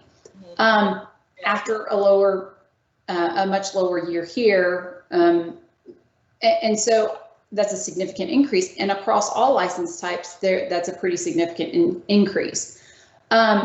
But so then I went back and thought, okay, well, is that somehow related to renewals, or is there something going on here? And if you can see down here at the bottom for fiscal year 20 here, we're down significantly on renewals.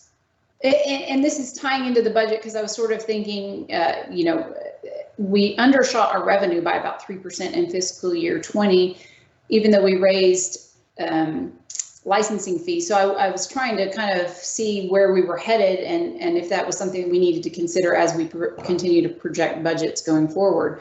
So do we have any explanation? I mean, this is a significant drop in general certifieds year over year, that it's so much lower, but then original applications, original applications aren't up that much, but what is the difference between these numbers? Why is that so, why were we down 60%? That just seems strange for renewals. Does anybody have any idea about this? Are y'all seeing the same? Are y'all seeing what I'm seeing here? Yeah. Yeah, Chair Oates, this is Denise Sample, the licensing director. Part of the challenge with doing the year over year comparisons with the renewal rates is the percent renewal rate. That is a new figure. We used to just track historically, if you go back, to previous years on those renewal reports, we just tracked the number of renewal applications issued. So it didn't give us the renewal rate, how many people out of those eligible for that reporting period were able to renew. So that's a new figure on that, where your cursor is right now, your mouse there, the percent renewed for fiscal year 20. That's a newer figure we've been capturing. So what we'll do is, as we get more data, what I'll start pulling in is the 2 years prior. See, because the renewal, the license term is every 2 years. So it makes more sense to compare fiscal year 20 to fiscal year 18. Okay. The even years to the even and the odd to the odd, but that is a new figure that we just started capturing kind of a little bit into fiscal year 20. So we don't have really some good data. What I can do is, maybe try to work with, with the folks on Steve's team to see if we could go backwards. It gets fuzzy the farther away you are from the renewal, because people can renew up to 6 months late. So it's difficult to go back and recreate the data, but okay. So I just wanted clarification on the renewal, because I wanted to see if that was somehow affecting the numbers that we're seeing at the top here with this increase in original applications. So it doesn't sound like it. It sounds like that might just be a 2-year cycle that just kind of throws that off. Right. And we always see a certain percentage of license holders that just never renew. We've tracked that on the Trek side, kind kind of what threw off the renewal numbers as well a little more was that, you know, we held off on expiring everyone. So that kind of threw off some of the trends. But this is a number that you'll start to see going forward, and we'll actually compare 2 fiscal years prior for that renewal rate. Okay, very good. So then going back to these new original applications up here, that's pretty significant considering that in this fiscal year 26 of those months were COVID months. So the fact that in the past years we've had between 20 and 35, 25 and 35 new trainee applications per month, and now in the last several months we're having 60, 69, 66. I don't know that we know what that is, or if that is going to be a continuing trend, but I think that's really interesting that all of a sudden we're having a lot of new original applications. And I will say twice this week I've been contacted by friends saying I have a friend that wants to get into appraising. So I don't know if there's something going on in the industry. And in the last 20 years, that's probably happened 5 times. So that is not a common occurrence. I just think that's interesting as far as how we're going to go on and project. So I'm wondering, Renata, as we circle back to the budget, our budget for licensing revenue for fiscal year 20, we came in about 3% short. So that's interesting to me in the context of these new applications, but maybe it's being dragged down by those fewer renewals. Was there anything you sort of saw when you saw that we undershot the budget on that? No, ma'am, and I'll have to just go back and do some further analysis into this. And I think once I get those itemized reports for Stephanie and for you, we'll also be able to see exactly how much revenue we did generate in the various categories and what affected that. And so it could be that we'll see that, yes, we may have had more in the revenue for the renewals, but, original licenses, vice versa, excuse me. Renewals were down, but we saw more with original applicants and that offset it. And then the fees are different for those as well. So, it's not the same fee for an original application as it is for a renewal. So we got to also look at that. So the fee amount that we charge for those will have a bearing in the amount of revenue. So once I pull down those itemized reports, we'll be able to do some further analysis and get that information to you. Okay. And Denise, anecdotally, does it feel like you're getting more applications on the appraiser side in the last few months? It certainly does. I've not anything that's impacting our productivity, but enough to where we're able to cross-train, because the hard part in getting additional staff to back up, our primary people on the team who process appraiser applications is that there just aren't enough.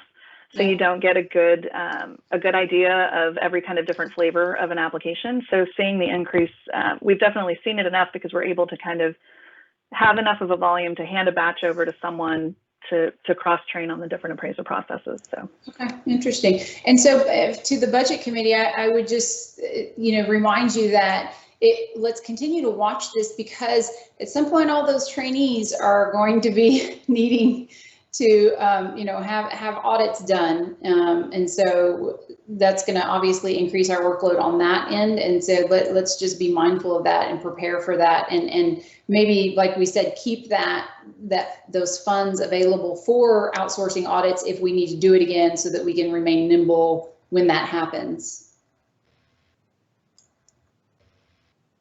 Very good.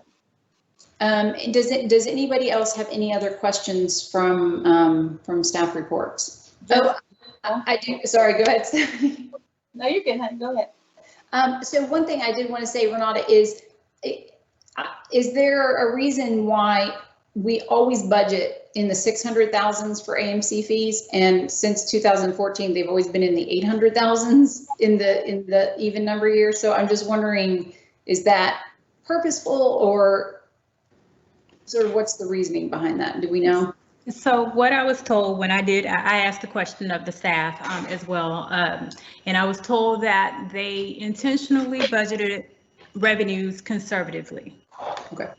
They did not want to get into a position where we, overstated our revenue projection, and we're thinking we're going to bring in 800,000. We actually only brought in 600,000. So I was told that was an intentional strategy to underestimate the revenue projections.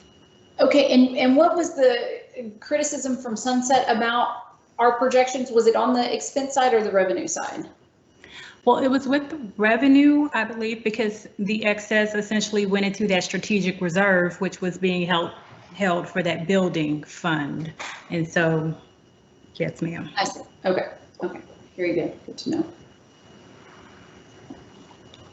Madam Chair? Yes. I apologize. This is Tony Slagle.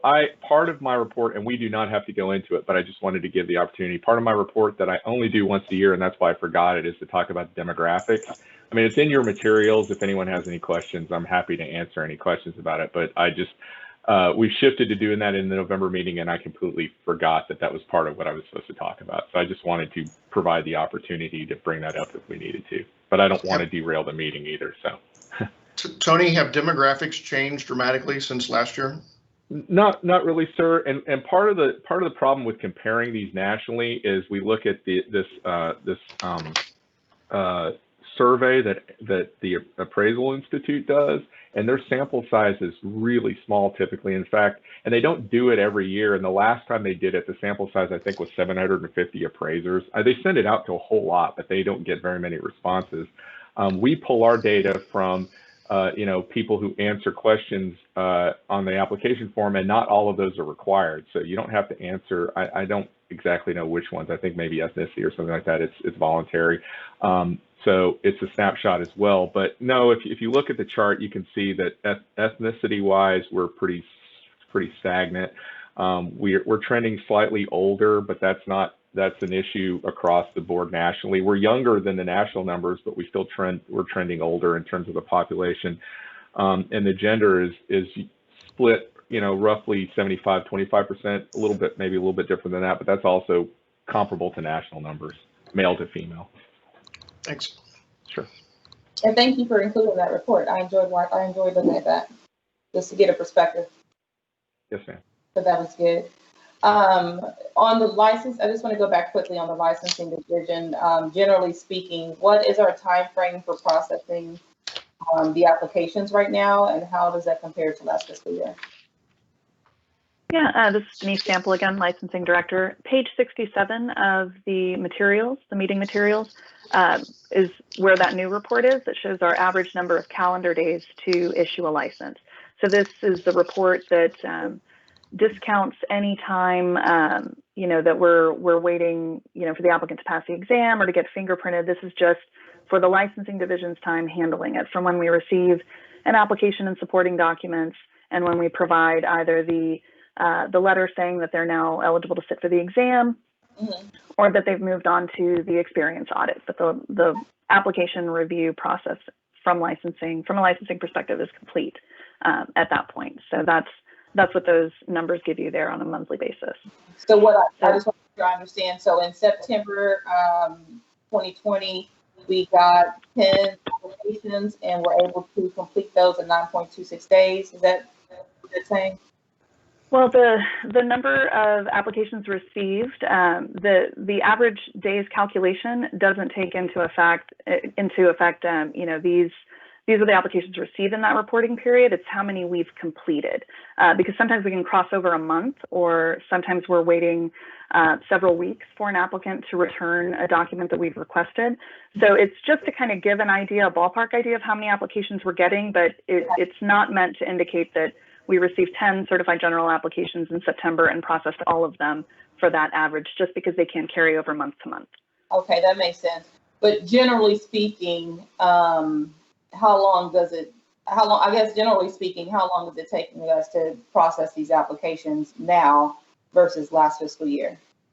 Well, this is also information that is a new report that came from Sunset. It was information that took some time, some programming. A big thanks to Steve's team for helping us figure out a way to extract this information from our system of record. So we only started capturing this information. We reported it the first quarter of fiscal year 20 as part of the sunset reports. And then we got it to where I could start getting it monthly and reporting it to you guys in December of 2019. So we don't have a good, we don't have that data for anything prior to this fiscal year. Okay. That'll be something good to watch for, particularly as we prepare for sunset to finalize for that. Thank you, ma'am. Yeah, you're welcome. Does anybody else have any questions for staff on staff reports?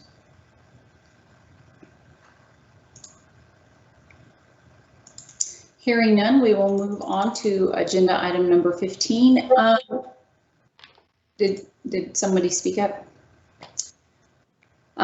So we will handle 15A and B, and then we will, I'll call a 7-minute recess around the lunch hour if we get through it by then. So agenda item number 15 is discussion and possible action to adopt amendments to Chapter 15322 Texas Admin Code. As a reminder, these are the rules that we discussed at the last board meeting, and now they've been published in the Texas Register for public comment. We didn't receive any public comment, so now they're here before the board again for adoption. So I don't know that we necessarily need to delve into them, but I'd certainly like for Ms. Robinson, if you would, because this is the examinations 15311 is the result of the work of the Education Committee in response to the pass rate. So if you want to just say a few words about that before we consider it. On agenda item 15A? Yes, ma'am. Yes, so the summary on agenda item 15A, the amendments reduce the hours, the number of hours of additional education required where an applicant fails an examination 3 times to clarify the type of education. So this came up a while back because we felt that the number of hours required after someone has failed 3 times were quite extensive. Not only was it extremely time consuming at the rate that we were requiring, but it was also expensive for the applicants to have to go back and pay for those courses. So as a result, this was put on the table as an option to reduce the examination, to reduce the amount of education that would be required after 3 examination tests were failed. So we were able to figure that out and to get that number of education hours reduced. I'm sorry, I'm not explaining that correctly, but no, you are. I've got all over the board, but essentially that's the thing. They were being required to take all of these additional hours for training if they failed 3 times, and we just felt like it was excessive. So we, as a board and committee, decided we needed to do something about it, which was to reduce the number of hours. And I would like to say that I am thrilled that it's here for adoption today, so that we can say to trainees who have been saying, what relief can you give us because of the pass rates, that now we are at the final stage of this and we can say we have reduced it from 30 hours to 15 hours. I think one of the trainees testified it was $695. So I'm so glad that we have been able to do this. With what limited options we have, that this was something that we were able to accomplish. Absolutely, Madam Chair. May I add that this was also essential as the governor is looking for us to reduce the barriers to entry into our industry and grow the economy in our area. This certainly fits within the lines of what the governor has tasked us to do. Absolutely. And I'm totally in favor of this. I think it was great, but it is certainly not answering the problem, and that distresses me immensely. And just not having an answer. I mean, that's a tough one. That's a tough thing for anyone to listen to. We can't figure it out. That's tough, and I know that we can. Mm-hmm. You're referring to the test rates being so right. Just the right. You're right. I mean, for someone facing this problem and then saying we can't figure it out. I mean, I know we can figure it out, and I look forward to that time. You have my word. I'll continue to fight. I know. And I'm so glad you're in control of this, Stephanie, because I know you will take care of it. Absolutely. And you are right, Martha Gill, because when somebody reaches out to me about failing the exam, and I'm proud of, well, we're reducing, 30 to 15, and then they're like that, I mean, that appreciate that, but that doesn't get us all the way there. So you're right, it is a small win. It's very frustrating for me to hear. So, yeah, I agree. Okay. I will entertain a motion about 153.11, the adoption of 153.11.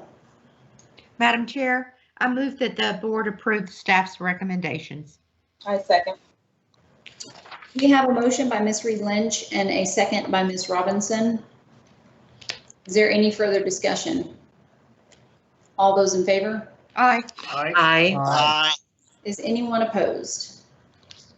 Motion passes unanimously. That brings us to agenda item 15B. Rule 153.18, Appraiser Continuing Education. This can be found on our materials on page 95. And Jennifer has explained this pretty in depth at our last meeting. And so I don't know that we necessarily need to delve into it a whole lot unless there are any questions, or if Jennifer wants to give us a shortened explanation of this one as we consider it again. Good morning, or almost good afternoon, everybody. Thanks, Chair Oates. Yes, this is simply just to allow ACE credit for appraisers that are duly licensed in other states for appraiser continuing education courses that they've completed to maintain their license in the other state. So this is adoption of the rule to allow us to award credit for those individuals. Very good. Does anybody have any questions for Jennifer? Madam Chair, I move that the board approves the staff recommendation. I second. We have a motion by Mr. Bolton and a second by Mrs. Reed Lynch.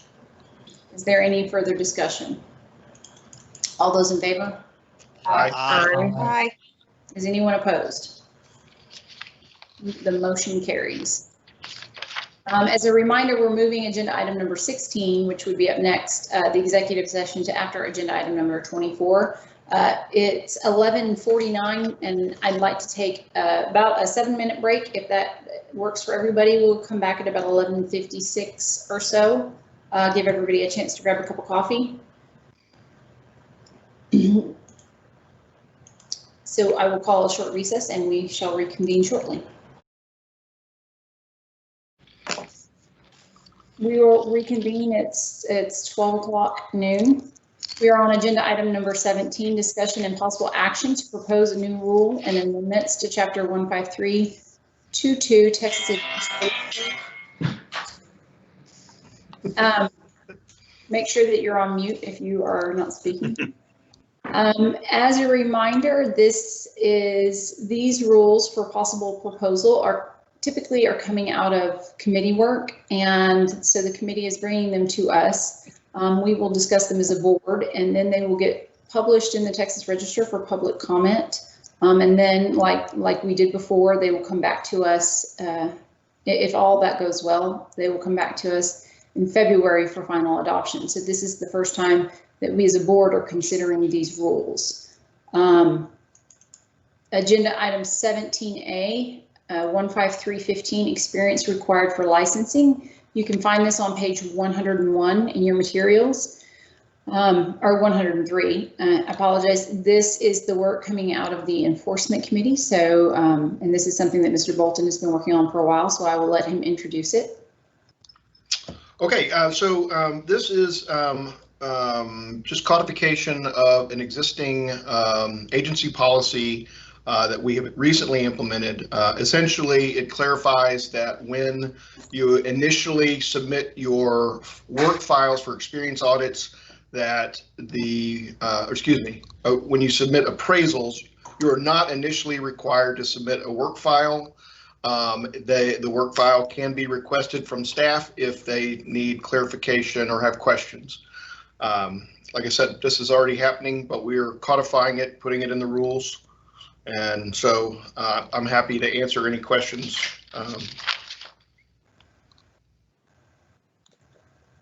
Does anybody have any questions for Mr. Bolton? So Chance, this is Rolando. How long has this been going on where you just have to, I guess before this rule and stuff, that you've just asked for appraisals so far? I don't know, about, what do you think, Chelsea, about 5 or 6 months? Has it been that long?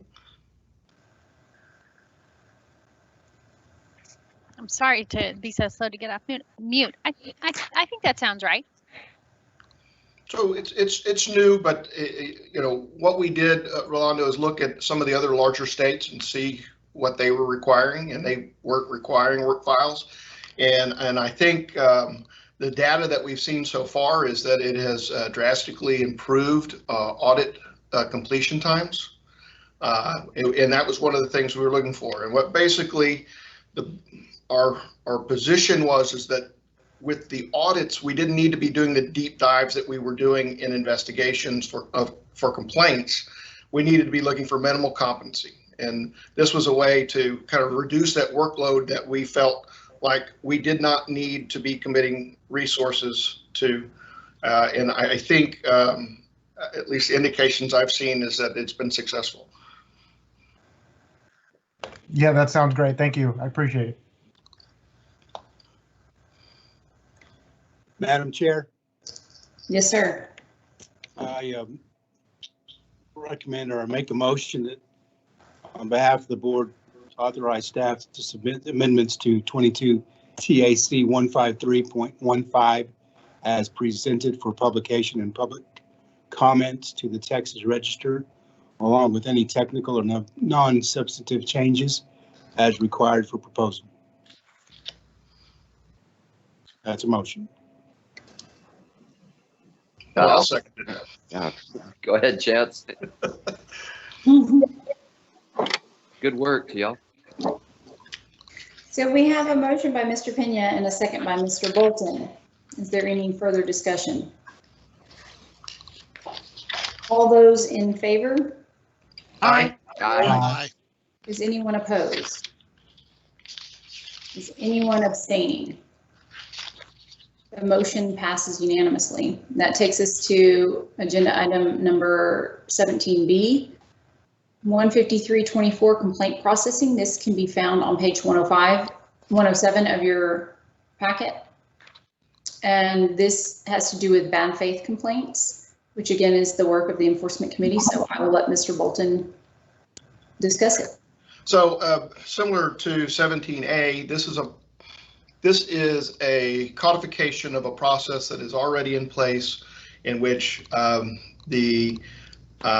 in which to determine whether a complaint is filed against an appraiser or AMC, or I guess it's just an appraiser, is in bad faith, and it outlines what that policy is, and again, we're codifying what's already in place. Does anybody have any questions for Mr. Bolton or anybody else in the enforcement committee?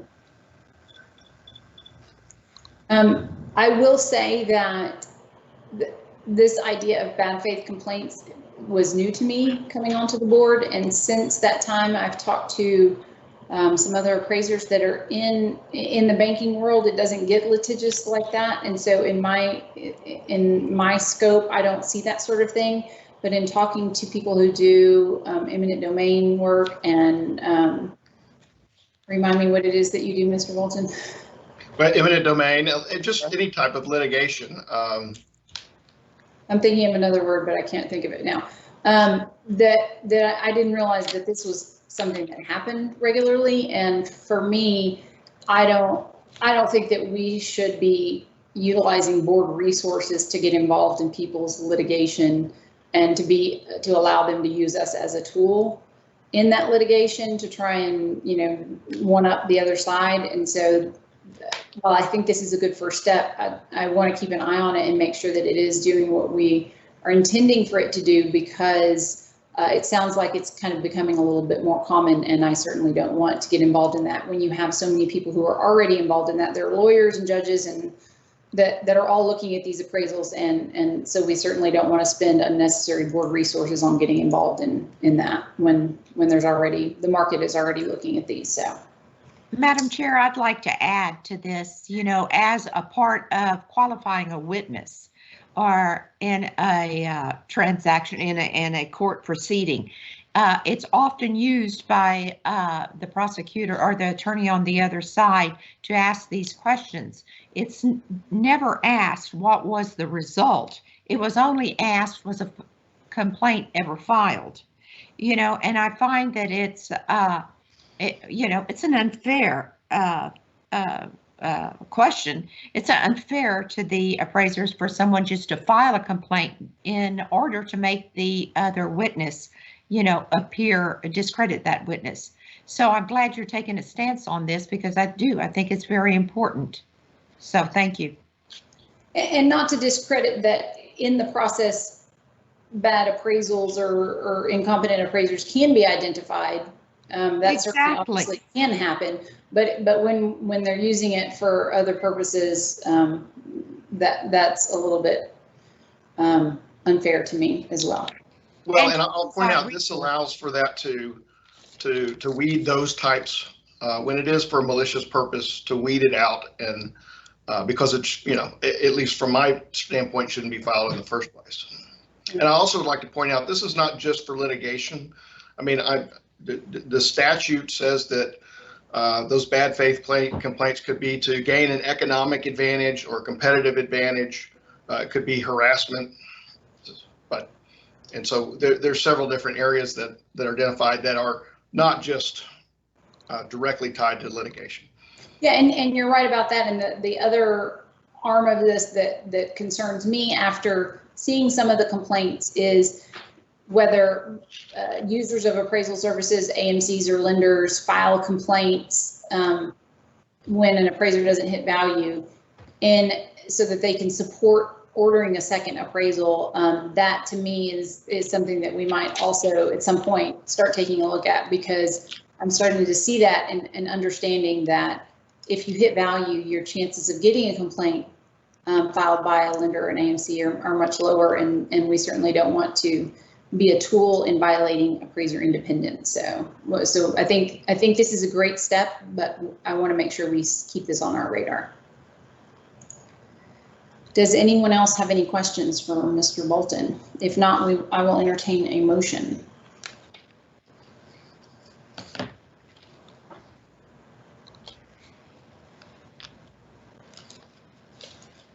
Well, I'll make it. Madam Chair, I move that the board approve staff's recommendation. Second. We have a motion by Mr. Bolton and a second by Ms. Reed Lynch. Is there any further discussion? All those in favor? Aye. Aye. Is anyone opposed? Is anyone abstaining? The motion passes unanimously. Moving us to agenda item 17C, peer investigative committee review. This is found on page 118 in your materials, and Mr. Bolton can explain this one as well. Okay, so in 17C, we develop a process that we're going to codify into the rules, or that's the recommendation, in which the peer investigative committee, which is designated by statute, but it's a very broad statute. So we've developed a process here to utilize those committees in the enforcement process. And generally, the way the process will happen is in a pool of peer investigative committee members will be appointed. It will include appraiser members of the board, as well as any other members of the board that happen to be appraisers. And by that, we're singling out the ex officio member, which currently, in Buster's position, he would participate in this as well. And then the PIC committees would, on a rotating basis, serve. They would consist of 2 members of the board and an investigator. That investigator could be a staff member or could be a peer investigator as we know them today. Once that investigation is done by the investigator, the results will be presented to the other members of the peer investigative committee or PIC committee, and the members of the board will make recommendations to either support the recommendations of the investigator or not. This is an opportunity for the board members to have some oversight over what disciplinary actions go forward in our name. And I think it also will, I think it will benefit the process to have basically one more set of eyes on it. And so those recommendations will go back to enforcement, and they are recommendations. And so enforcement still has the ultimate authority to determine what charges they pursue. But now they'll have input from board members that are on the PIC. So I'm happy to answer any questions. I would like to thank Mr. Bolton and the Enforcement Committee for their hard work on this. This was a team effort between staff, Kat, and everybody on enforcement, as well as I think Ms. Reed Lynch also participated in the work group. And it was difficult to figure out how to exactly make this happen, but I appreciate the tenacity in making sure that it did happen. I'd also like to mention Ms. Robinson. She was part of our working group, and I think I appreciate y'all's efforts in helping to develop that concept, as well as Kat for making sure we didn't get outside the bounds. And so along those lines, Kat, is there anything from our discussion with the governor's office earlier this week that we need to consider before we make a motion on this? Yeah, I just wanted to point out some of the changes. So you received some supplemental materials that are now on the website from Dion yesterday, and the highlighted portions in yellow are the ones the changes that happened between what came out of the enforcement committee and then after we received comments from or feedback from the governor's office. So what's in yellow is really what's been changed from what you all initially saw based on the governor's comments. And it really is just to kind of clarify some of the language of what all's happening in the moving parts, and also clarifying that in our particular PIC statute, it has this committee submitting a report to the board, but we have language delegating that to the commissioner receiving it, and a lot of that functionality or the purpose behind that is to make sure that, you know, if there's a complaint that sort of goes through this process, but then continues on to a proposal for decision, we're not running into any issues where you all would be seeing information outside of the record. So that's really the background and the purpose behind that, and really what changed based on the comments we received from the governor's office. Very good. So I just want to make sure that everybody has a copy of the changes. So when Dion sent it, there was one attachment, and that was our comments to the third exposure draft. And then on the link to the website were the two supplemental agenda items. So I want to make sure that everybody has that, and that if not, you have an opportunity to open it up before we hear a motion on this. Madam Chair, this is Stephanie. May I have a few moments to look at that? I thought I had it pulled up, but I don't see it. Absolutely, I thought I had it too. So I'm right there with you.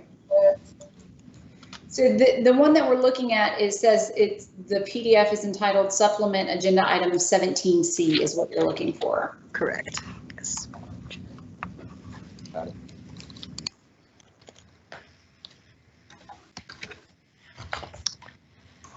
This is Rolando. Just quick question to Chance. Is there a trigger or anything that you'd see that would necessitate a PIC review? Anything that anything specific that this process would go through, or that kind of thing?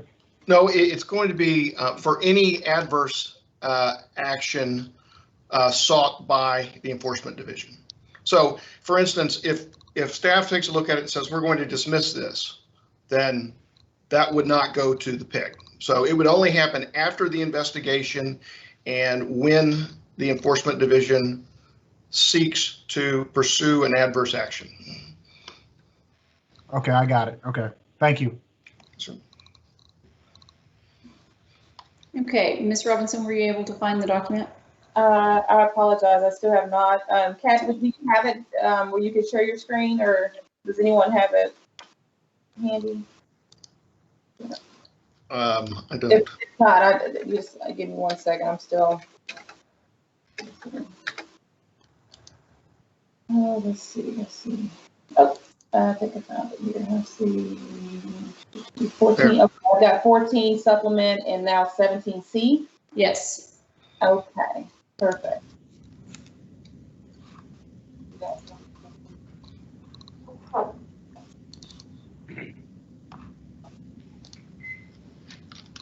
And so we spoke with the governor's office earlier this week. They had some questions on this, and we were initially a little scared that they were going to make us strike it from the agenda altogether. And we were glad after we had a conversation with them that they really just had some clarifications. And the good thing was that they read it from the perspective of a layperson that has not been involved in any of this, which I think was a great perspective to have, especially from a lawyer's perspective. And so they were able to kind of help us make these little tweaks and keep it in here with these changes.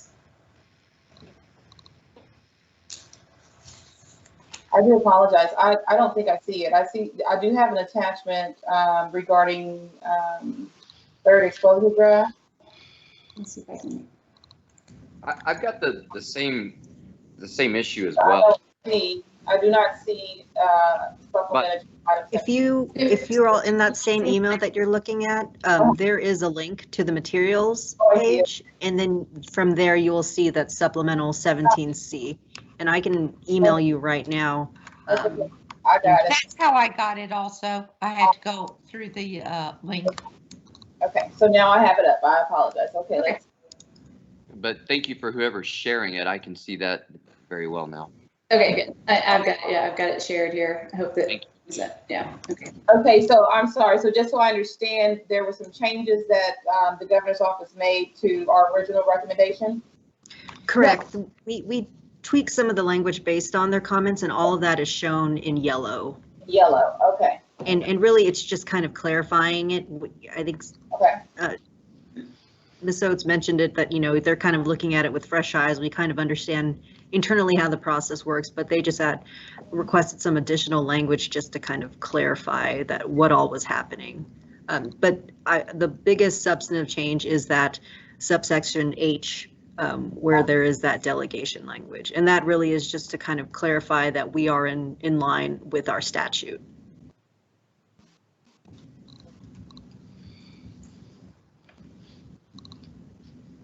Okay, so does anybody else have any questions for Mr. Bolton on 17C?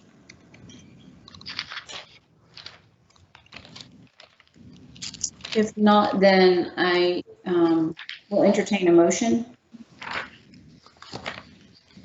Move that the board approves staff's recommendation as presented. Second.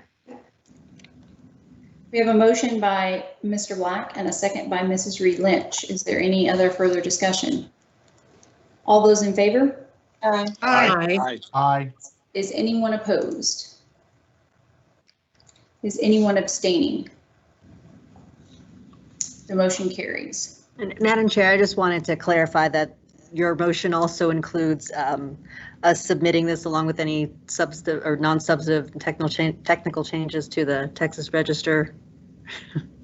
Yes, I can make an addendum to my motion if I need to, or if that's adequate. Then, I mean, I think if you all are in favor and that clarification is clear and we're all on the same page, I think that we're good to go. If everyone can just assent, acknowledge.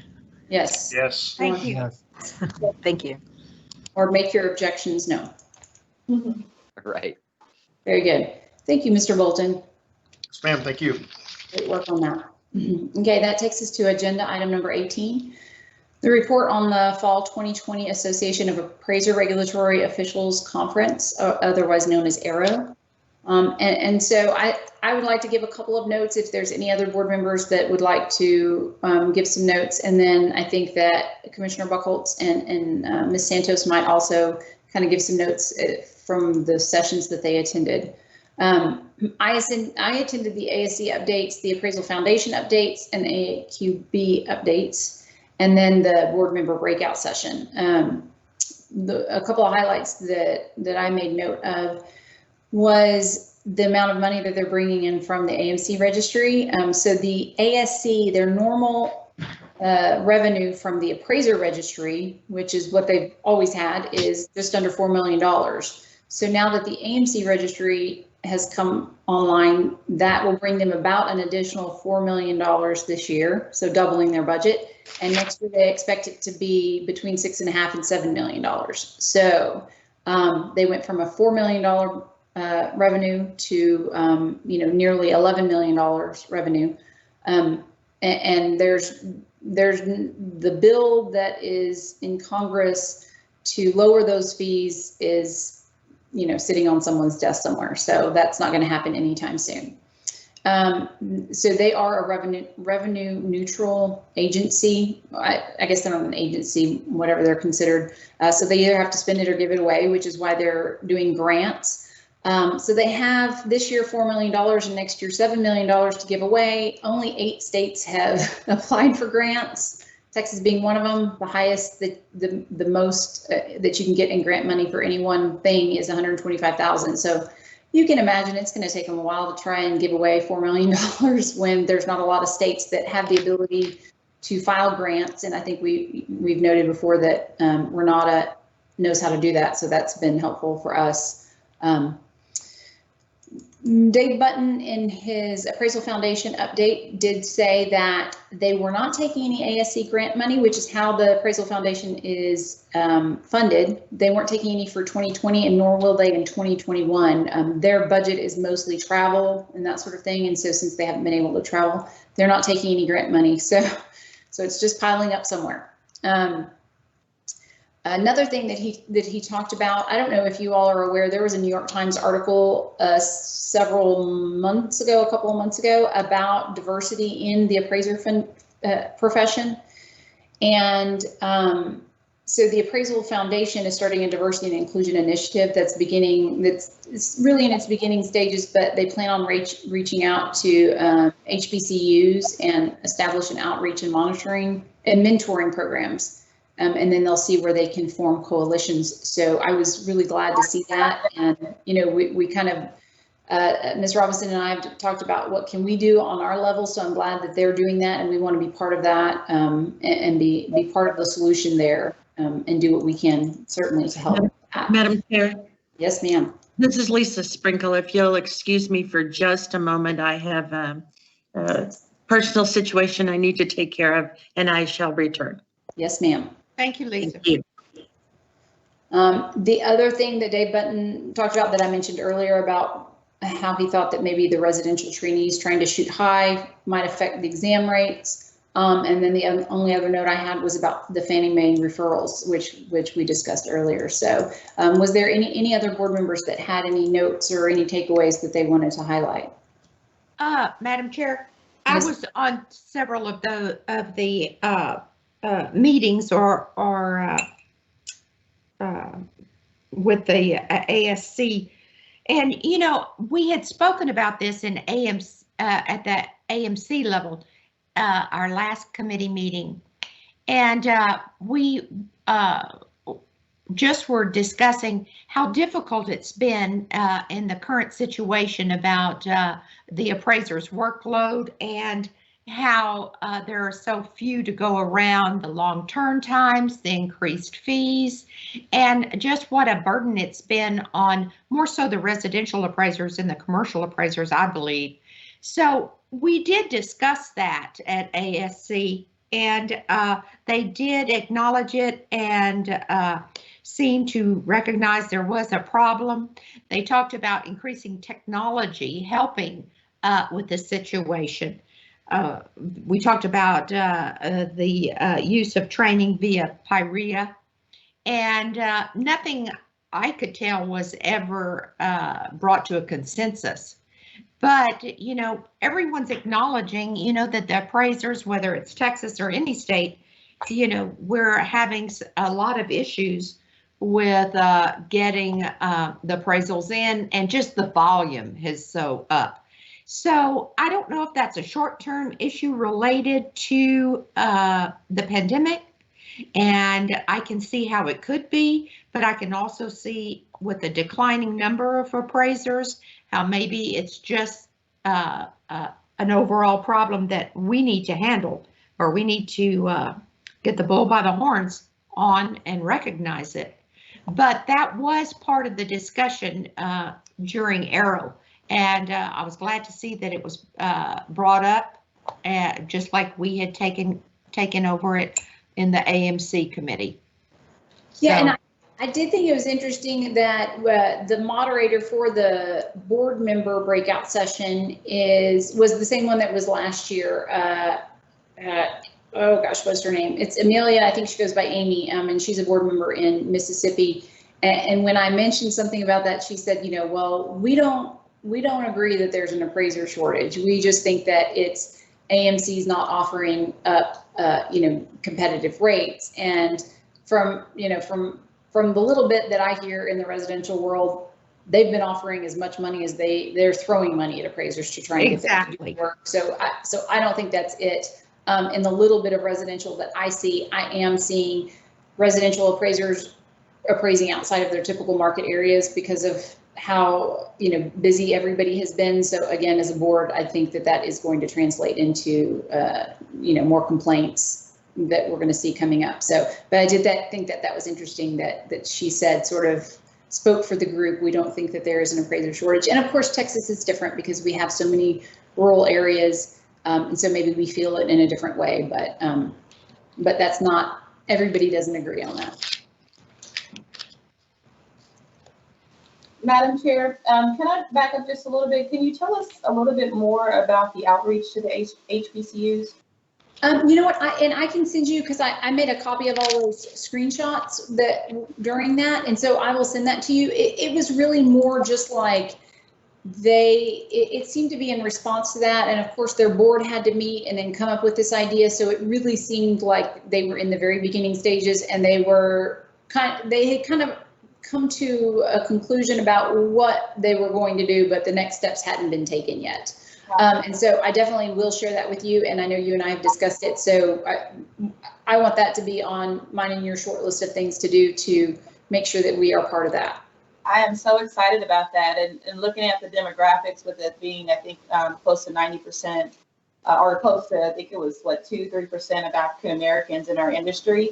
To reach out to the HBCUs, which are the historical Black college and universities, that is going to be amazing to be able to partner with them to get the demographics a little more leveled out. So thanks for sharing that. That's exciting. Absolutely. And I think it's along the same lines of there's not a lot that we can do as policymakers, but we can be part of the conversation and make sure that it is part of the conversation as we go forward, so that it's not something that gets, you know, forgotten in 12 months or whenever, that we're always pushing the people who are decision makers and who have the ability to do these things to do better. And if we have all this extra grant money, maybe that's a great place for us to spend it. I like it. Thank you. Does anybody else have any notes from Arrow that they wanted to share with everyone? If not, then I will turn it over to Commissioner Buckholtz or Ms. Santos to add anything they would like to add. Sure.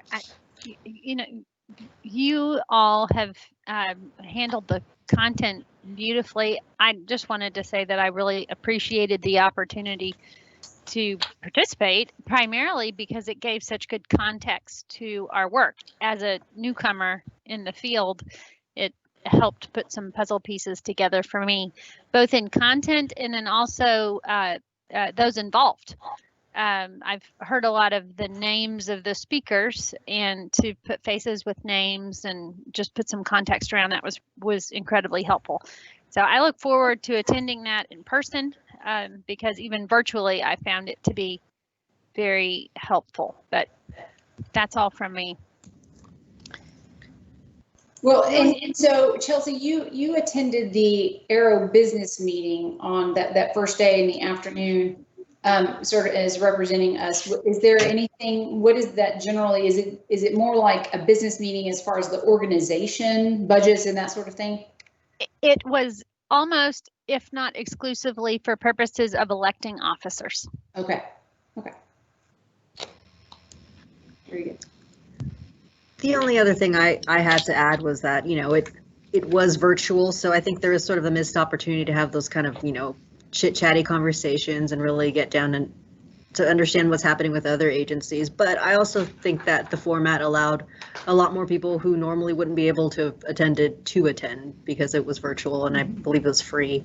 I will say the sessions I attended, a lot of the discussion was through the lens of COVID and how each agency and each respective enforcement division was sort of the challenges that they were facing. And one good takeaway I took was that I think for us as an agency, we're faring very well compared to all the other agencies, and even just something as simple as having digital documents versus physical files, that seemed to be, a big, would set us apart a great deal. And for me, starting when I did, after we'd already made that transition to that virtual format, I mean, there really wasn't a drop off for me, or I didn't feel like there was a real transition. It was just, this is how we do it. So those are really my comments on the conference. Very good. Anyone have any questions? Madam Chair, for the record, this is Lisa Sprinkle, and I am back. Thank you. Thank you, Lisa. As a reminder, Aero will have another meeting in the spring. I imagine it will be virtual as well. And so we will invite everybody to attend. They are short breakout sessions. So when you do see that come up, I'm assuming Dion will give us the heads up when that's coming up. You don't have to commit to several days of meetings. They are about 50 minutes each. And so if there's anything on there that you want to just pop in and see, the first ones on the first day are pretty good because they kind of give you an overview of the whole industry. So for those of you public members that maybe don't, desire to get into the nitty gritty in enforcement and that sort of thing, those first few just kind of tell you what's going on in the appraisal world at the national level. And it's kind of nice to know the names of the people that are involved in all these agencies, so that when we do have questions about exam pass rates and that sort of thing, we know who the players are. So that will happen in the fall, in the spring. That takes us to agenda item number 19, the update regarding the request for the Attorney General opinion. This might be short and sweet. Ms. Santos. Yes, thank you. It is short and sweet, and then the report is we have not received any update yet. The deadline, the due date for a response is November 24th, and as I mentioned at the last meeting, I didn't anticipate that we'd receive anything before then, and that is the case. But, if I hear anything in the meantime, I will be sure to let you all know. And we've probably all seen the headlines that there's been a lot of turnover at the top of the Attorney General's office, so I imagine that might impact that November 24th deadline, but we will just have to wait and see. Does anybody have any questions about that? Moving on to agenda item number 20, update regarding the application for the ASC grant funds, and Commissioner Buckholz will give us that update. Absolutely. We did receive the maximum grant award from the ASC. That's $120,000. That should be available for the next 3 years. We'll have to apply each year, but very excited about that award. Yes, we made the application in order to develop a web-based complaint and application user portal, really 2 portals. So the agency intends to expand and improve the portals over that 3-year period. So we'll first develop it and then expand. The portals will be developed in a manner that facilitates growth, of course, and in the first year, this year, the funds will be used to develop those. This will significantly reduce the manual review that we currently do, and it will ultimately decrease complaint and application turnaround time. So I'm very excited about this work. We have met a couple of times internally since receiving the award to make plans, and we are currently validating our scope and beginning to establish a timeline for implementation. That is very workload and resource dependent, but we're excited about the prospects and are highly anticipating these 2 portals. So we'll keep you posted on that progress. The grant is a reimbursement grant, so we can start and then we will ask for the reimbursement as we go. Thank you. And as I mentioned earlier, I was a little bit worried in the beginning that those funds could dry up if Congress did act on that $25 fee. But seeing that nothing's happened, and knowing how long things take to change, I think we're fine on that, and how much money they have. So I think we're fine. Agenda item number 21. I'm sorry, did anyone have any questions for Commissioner Buchholz? Agenda item number 21, moving on to new business, discussion and possible action regarding the Appraisal Foundation's 3rd exposure draft of proposed changes to the 2022-2023 edition of USPAP. This can be found on page 125 in your materials. And the impetus for this was during Arrow, I heard somebody mention that the 3rd exposure draft was out for public comment. And so I decided to flip through it. And I saw a couple of things that I thought were strange. And then when I went back and looked at the 2nd exposure draft and the 1st exposure draft, they were drastically different. And typically it's the 1st exposure draft and then it's kind of minor tweaks and changes to get to the 3rd. And they were kind of tackling whole new things in the 3rd exposure draft. So I just thought it was an opportunity because it was some stuff that we didn't really agree with or that we might not agree with. And I wanted to get everybody's opinion on that. And so we talked about this in the executive committee. We looked at the changes and we have drafted a letter. And so that's what's on page 125. Oh, no, I'm sorry. That's a supplement to our, the actual letter is a supplement to our meeting materials. Hang on, let me make sure that I get that. That would have been the attachment to the email that was sent out. Okay, very good. And so the PDF is entitled Comments to ASB, USPAP 3rd Exposure Draft. And so our issues were basically, they were adding in the definition of appraiser, as you can see kind of midway down that page, they're adding the underline comply with USPAP and as we've explained that the part about USPAP is already in the preamble to USPAP, and so we felt like it was maybe redundant and circular and confusing and unnecessary, and so that was our issue with that.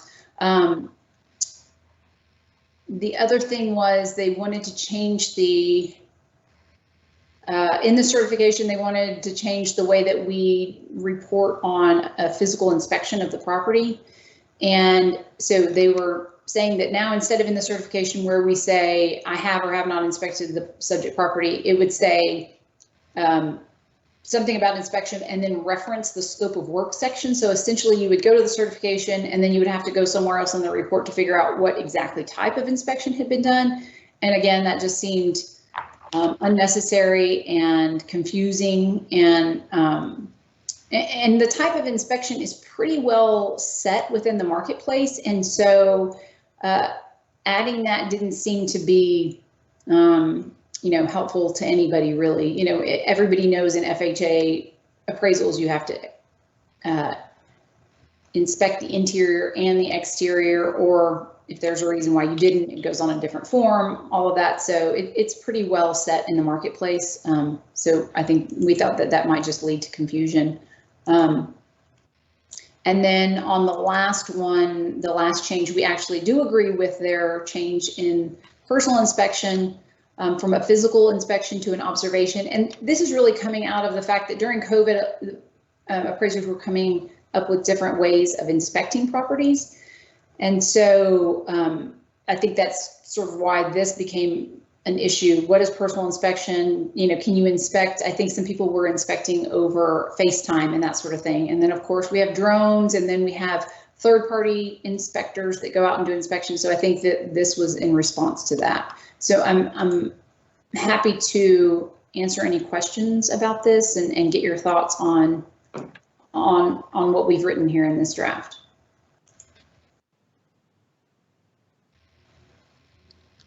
Sarah, I have a question, or just something to think about. In their definition, an appraiser is one who's expected to comply with USPAP and perform valuation services. Well, what if it's a federal related transaction in a state that doesn't require it? Are you not an appraiser anymore? If you don't comply with USPAP, you comply with some other standard. So I think they're getting a little bit over their skis there with the USPAP comment.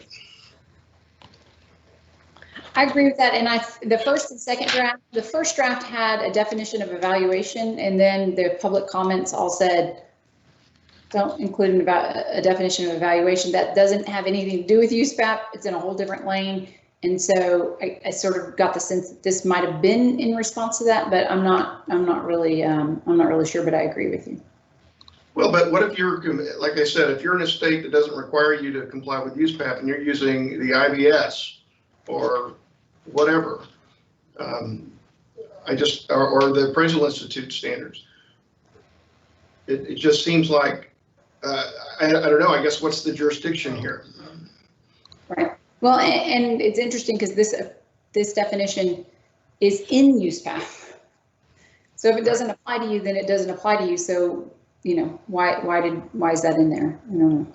Yeah, I mean, my thing is that the foundation should be able to acknowledge that appraisers are still appraisers, even if they don't comply with USPAP for whatever reason, whatever legal reason. Right. Sarah, do you remember, can you hear me? Yes, ma'am. Okay. Do you remember if when the topic of evaluations came up with ASC, was there any response? My recollection, you're talking about Arrow. Arrow, that's what I meant. I'm sorry. Yeah, that's it. My recollection is that they said, you know, at the last Arrow in October of 2019, before Arrow started, the ASC had that big public meeting in DC, and we attended, staff attended, and they had all different speakers. They had several different panels of different types of appraisal users, appraisers, that sort of thing. And they said, essentially, the stakeholders have told us that they don't think we should take action on minimum standards for evaluations, and so we're not. So it seemed like that had sort of been wrapped up. That was the way that I heard it.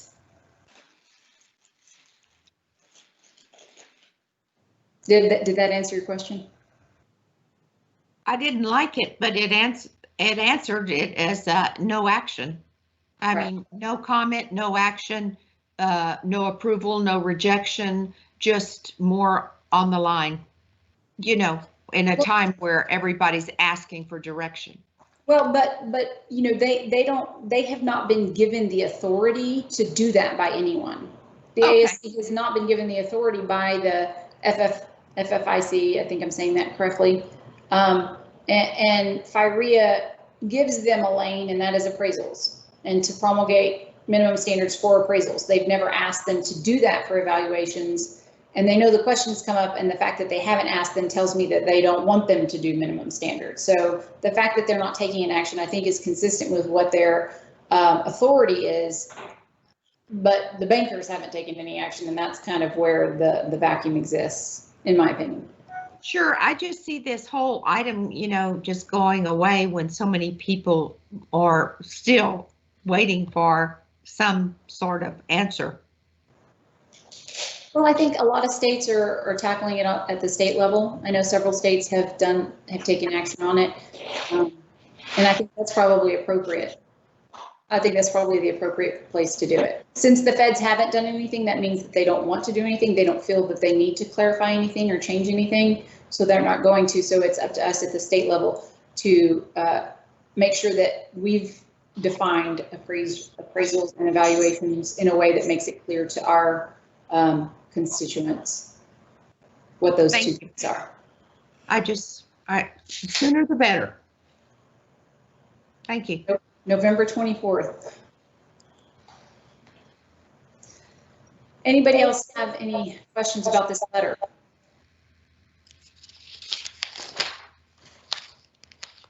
Any edits or thoughts on changing the wording, or does it look good? I like it. Very good. So I will entertain a motion for agenda item number 21. Madam Chair, I move that the board approve the TALCB comments for submission to the Appraisal Foundation as presented. Was that Ms. Robinson? Yes, ma'am.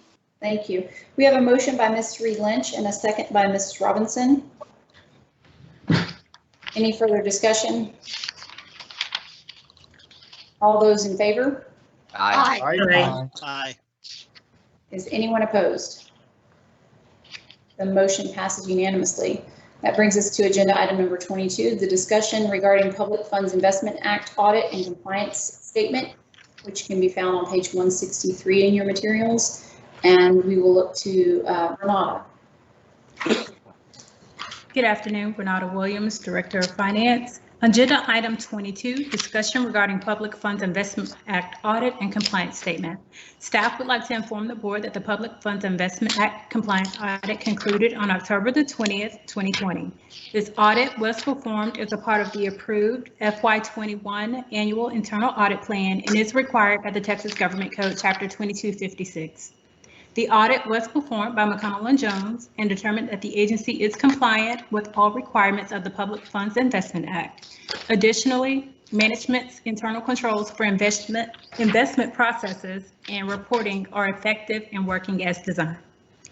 This concludes my discussion regarding agenda item 22, Public Funds Investment Act audit and compliance statement. Are there any questions?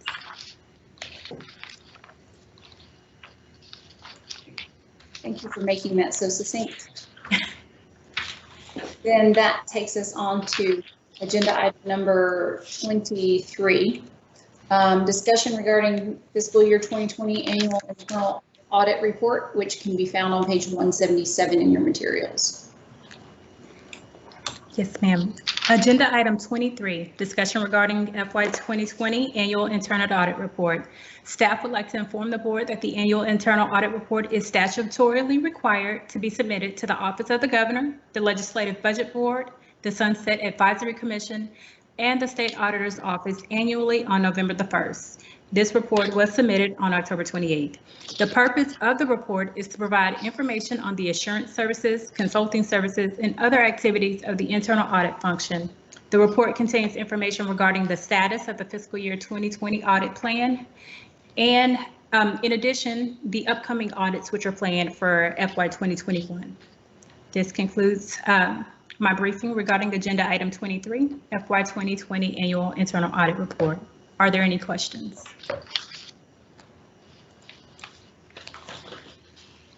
No questions? Very good. Thank you so much, Renata. Yes, ma'am. Thank you.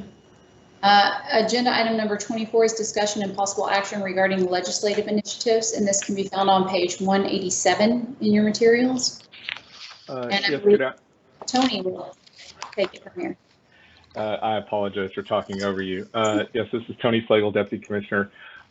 We had a discussion yesterday about some of the proposed legislative priorities moving forward.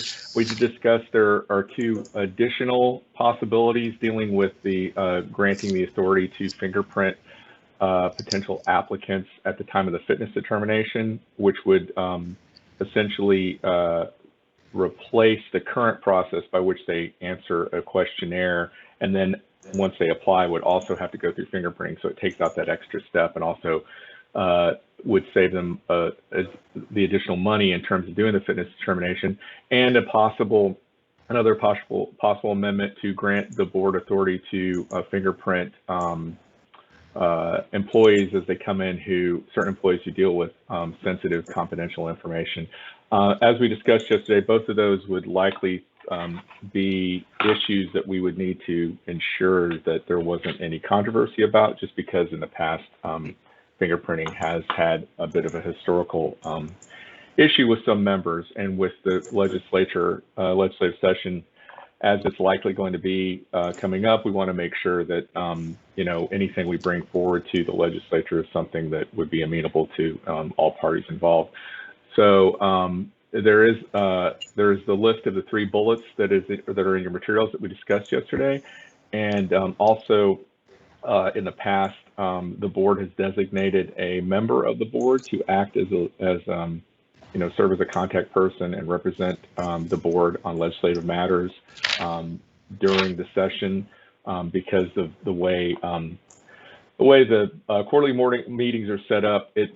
Timing sometimes becomes problematic in terms of the complete board involvement. So there's always been a delegation in order to deal with things in between the quarterly meetings.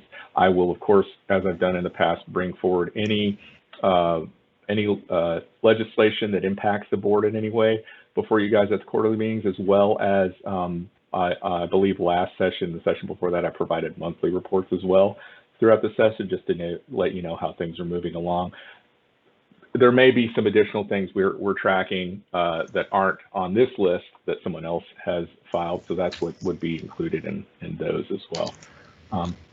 So with that, I'm happy to answer any questions we have. Otherwise, we'd look for recommendation on how to move forward with this. Thank you. And I will say on bullet point item number 2, to clarify the language relating to appraisers' performance of evaluations.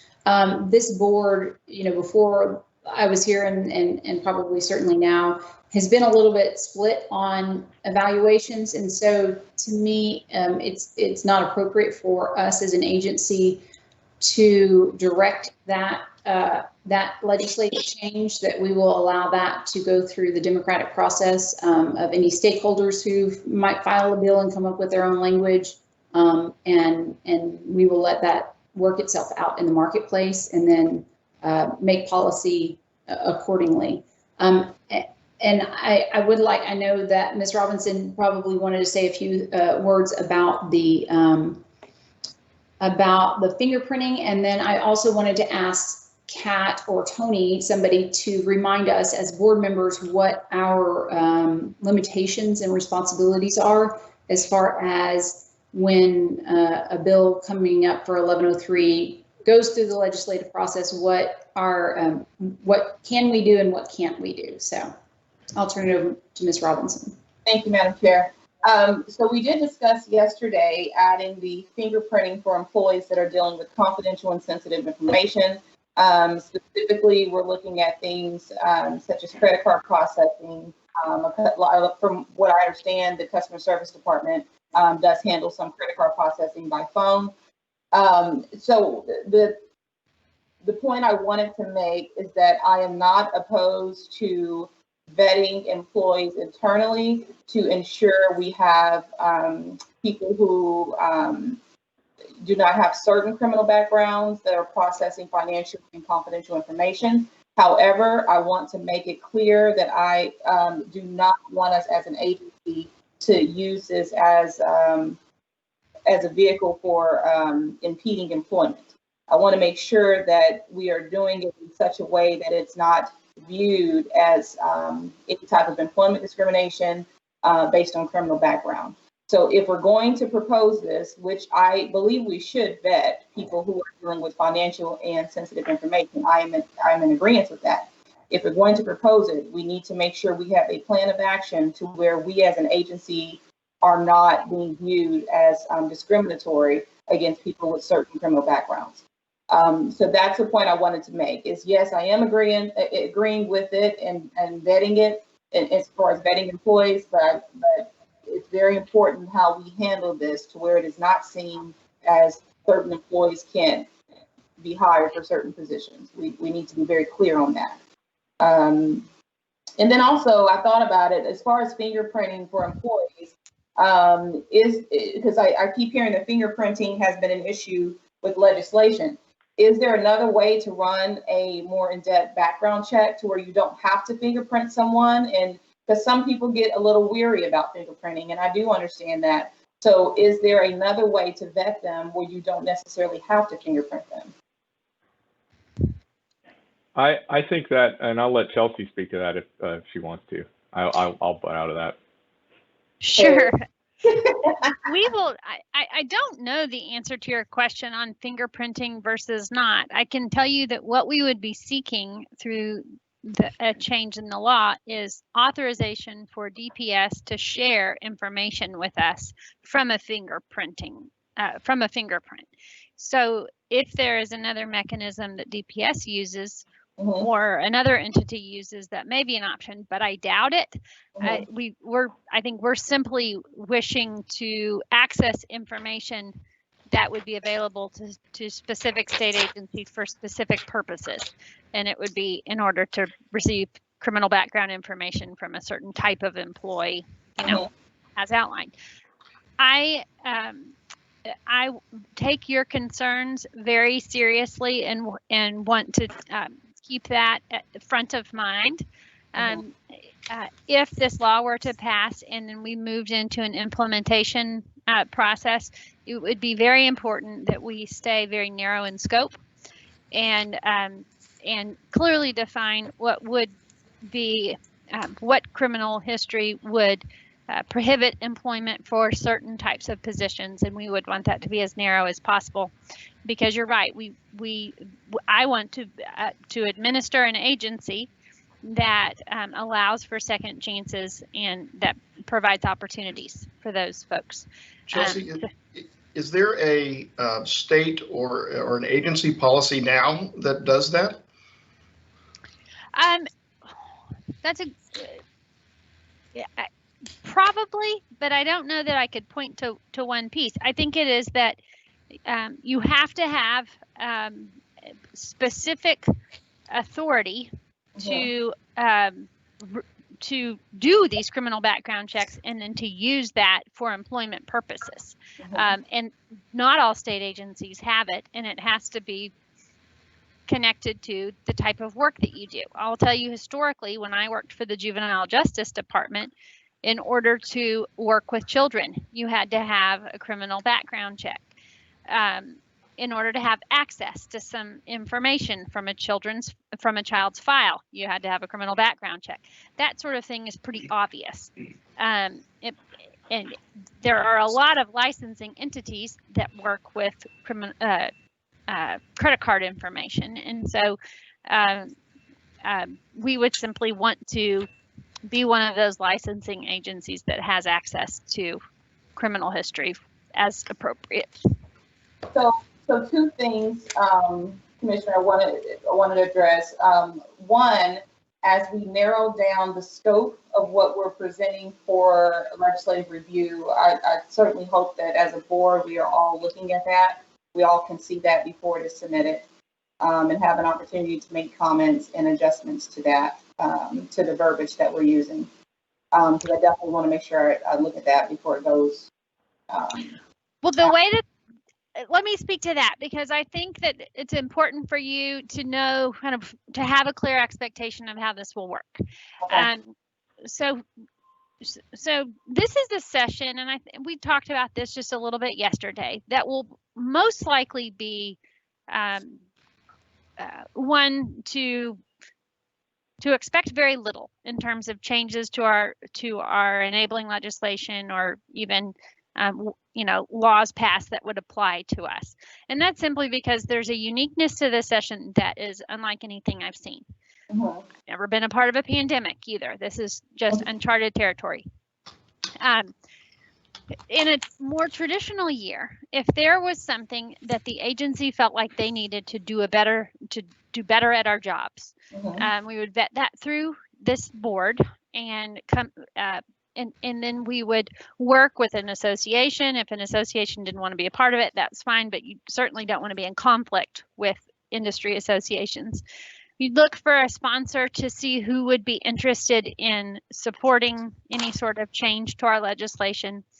And it would be what I would call somewhat of a, it's not cleanup in that it's non-substantive, but it would be something that would improve how we do our jobs. So, and we can't lobby, and neither can you on behalf of the agency, but we can inform the legislature and point to areas of the law that may need changes in order to better do our jobs.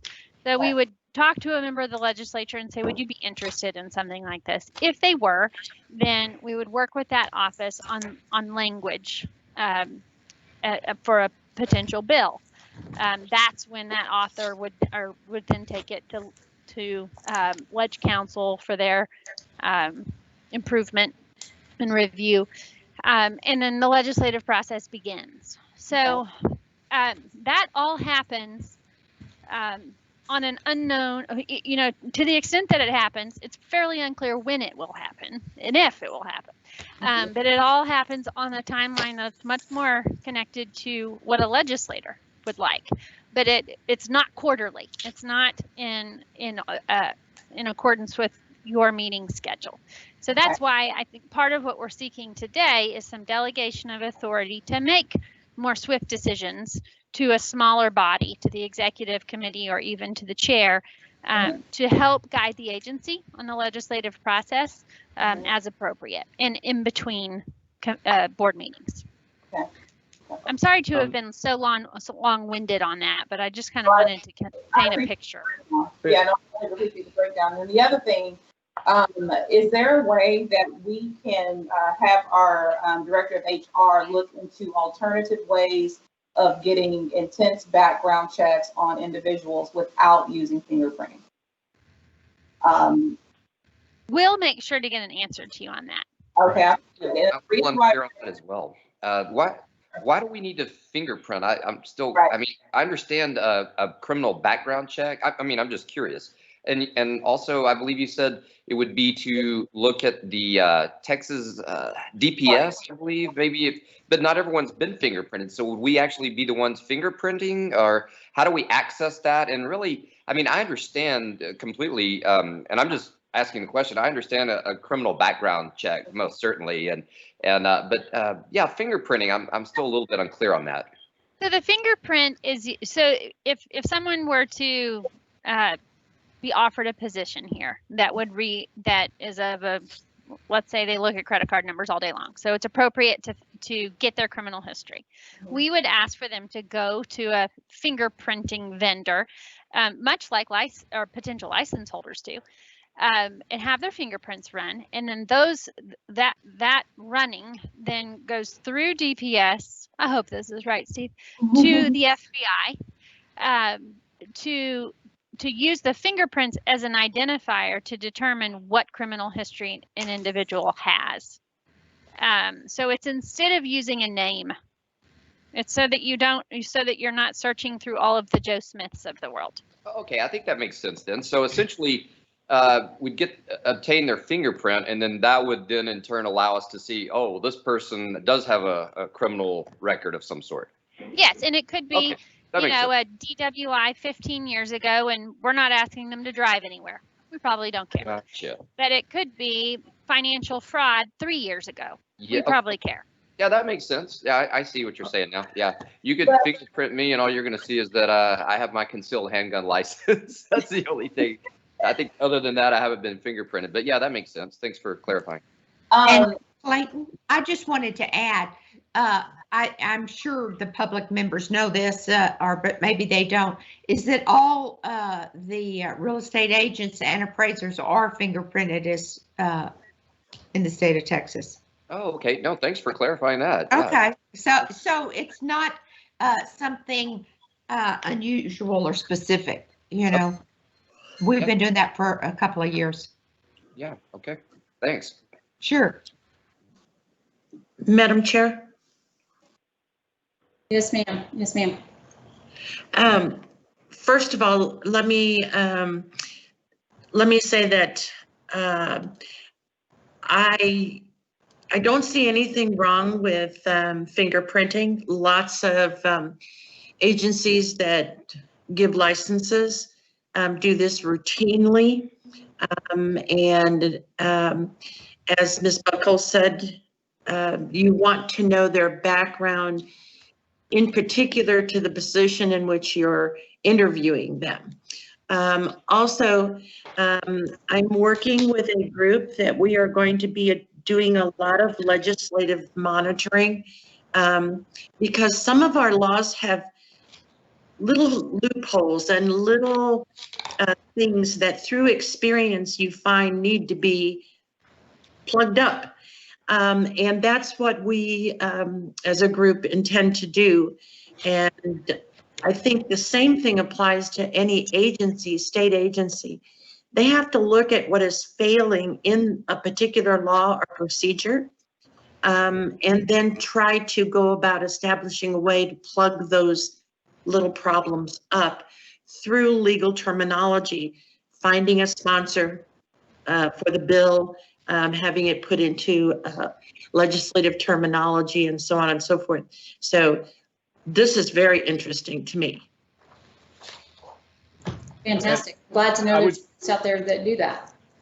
I would also just like to reiterate for the record something we said yesterday. This is not because there's any potential need for this right now in terms of us seeing that staff is acting a certain way. It's just something that the general counsel for the commission brought forward because at her prior agency, they had that authority. And it's something that a couple of division directors have addressed as a possible thing that would be helpful as well. But because the commission had addressed it, we wanted to bring it forward to you as the board, as well as a potential to do it for your employees as well. But there is not any, this is not trying to take care of a current issue we're having with staff doing things that, you know, we would be concerned about. I have a quick question, if I may. Absolutely. So do we presently have employees who work in these positions of handling money and handling credit cards? Yes, we do.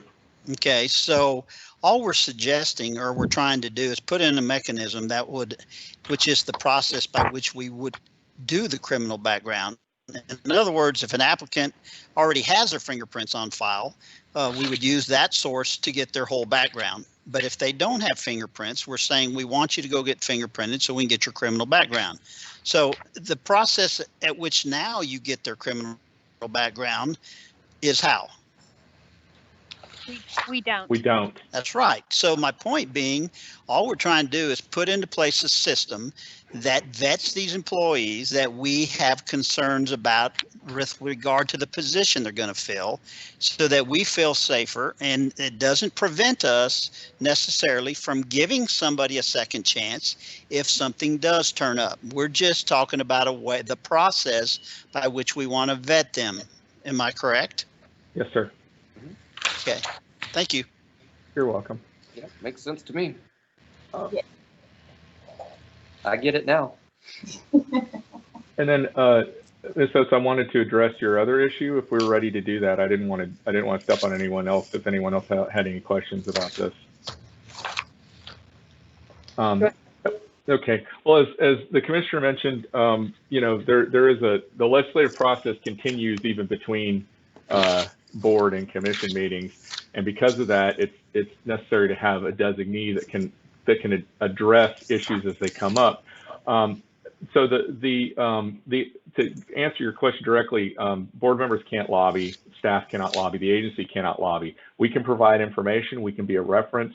There's a distinction, although it's a narrow one, but there's a distinction between going to the legislature and saying, here's some items that would make what our duties are as an agency more efficient or better, or something that would be you know, beneficial to the process or something like that, and going to the legislature and lobbying for a particular issue. Agencies do that all the time. They go forward. A lot of agencies will have a biennial report where they'll have legislative priorities in there. We do it in our strat plan, but they'll have legislative priorities where legislators will actually look at those and pull stuff from that to file bills. Correct. Correct. So it's not unusual for an agency to go to the legislature and address certain concerns they have in terms of the operations of the agency. That's well within the purview of what the agency can do, executive staff or the designee or the board. The other issue with or the other benefit to having a designee is it provides consistency. You've designated one person to speak on behalf of the board on certain issues. That doesn't mean there can't be conversations, at board meetings or whatever, based on certain things. But it's that person who's the representative of the board before these issues as they come forward. So that also helps with that process. And how often is the board asked to give testimony in committee hearings or that sort of thing? So there's typically 2 committee hearings. We're always present at a committee for each bill. If it goes through the process all the way, there'll be 2 committee hearings.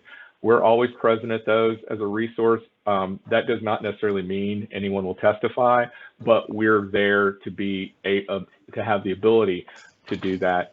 Should a legislator want information prior to a committee meeting, we would work on that and work on that with the designee in terms of making sure that we're answering the questions in the way that's appropriate and providing that forward. Tony, let me say yes, one thing to that. I'm sorry to interrupt you.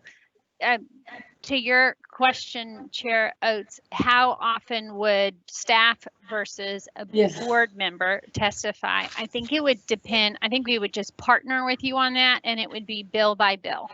And we would keep you very informed on what bills have been filed, are progressing, and if a hearing is scheduled for a bill that affects the agency, we would just coordinate with you on that to see if you'd like to offer testimony, if you'd prefer that we act as a resource on that.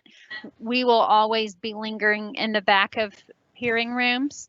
And so to the extent that you would like to participate in that as well, that's welcome. It would just be based on your preference.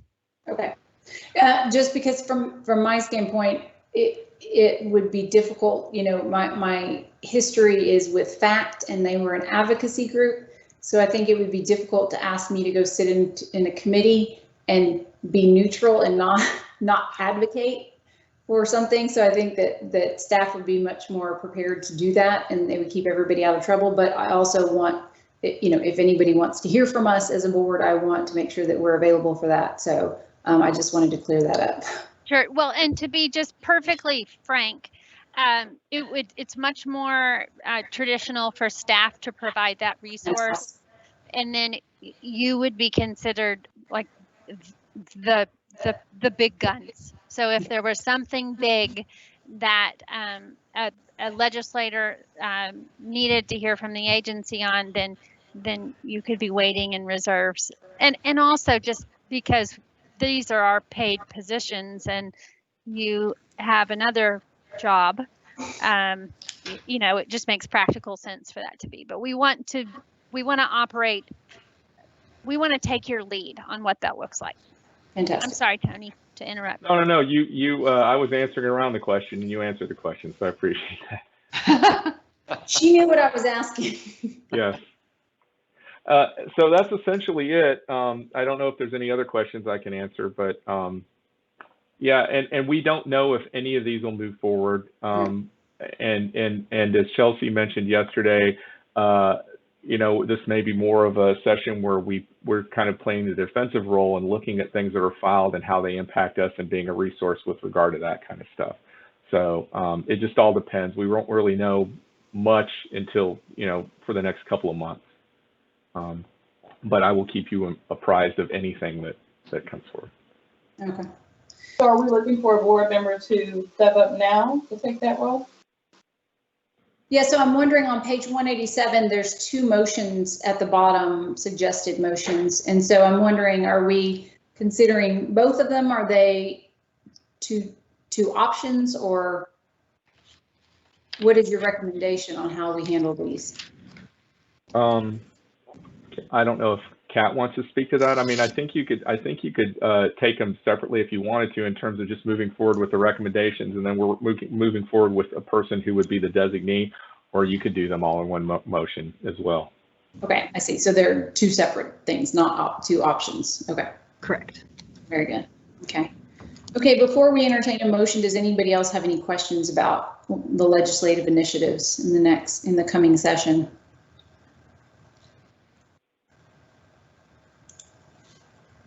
Hearing none, if anyone would like to make a motion.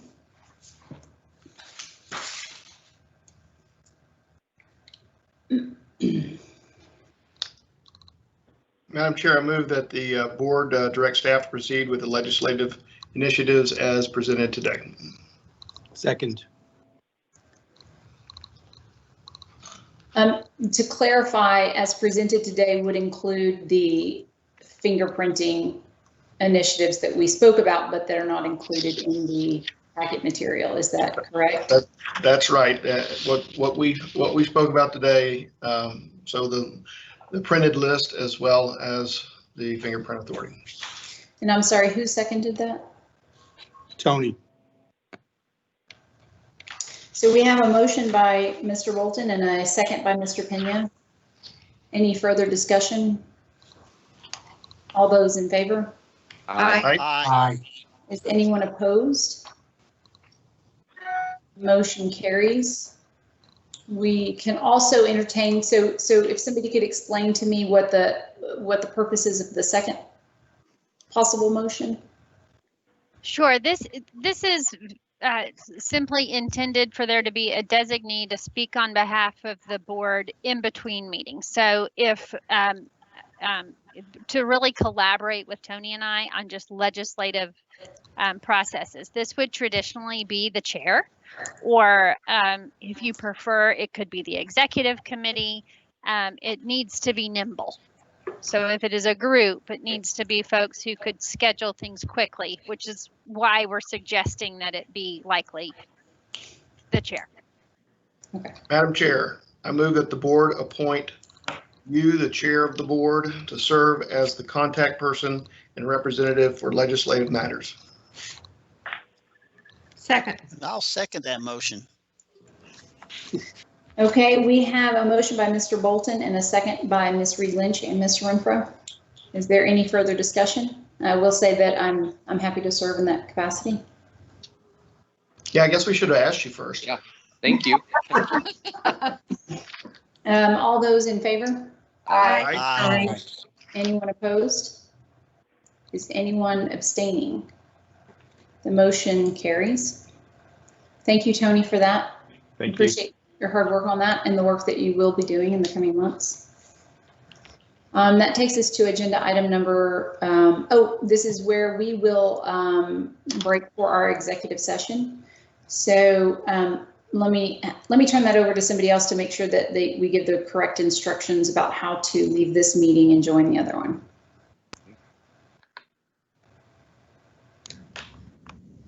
So I think you should have received 2 calendar invites. You would leave this meeting and then go into the executive session specific invite where we can convene there. Okay, does everybody understand that? So we hang up. Yes, hang up, hit that red button that says leave. Yeah, gotcha. Very good. Okay, so the time is 1:20 and the board will now go into executive session to obtain the advice of legal counsel or discuss pending or contemplated litigation, including settlement offers and enforcement actions pursuant to Texas Government Code 551071. We anticipate returning to open session in approximately, I'll say 30 minutes.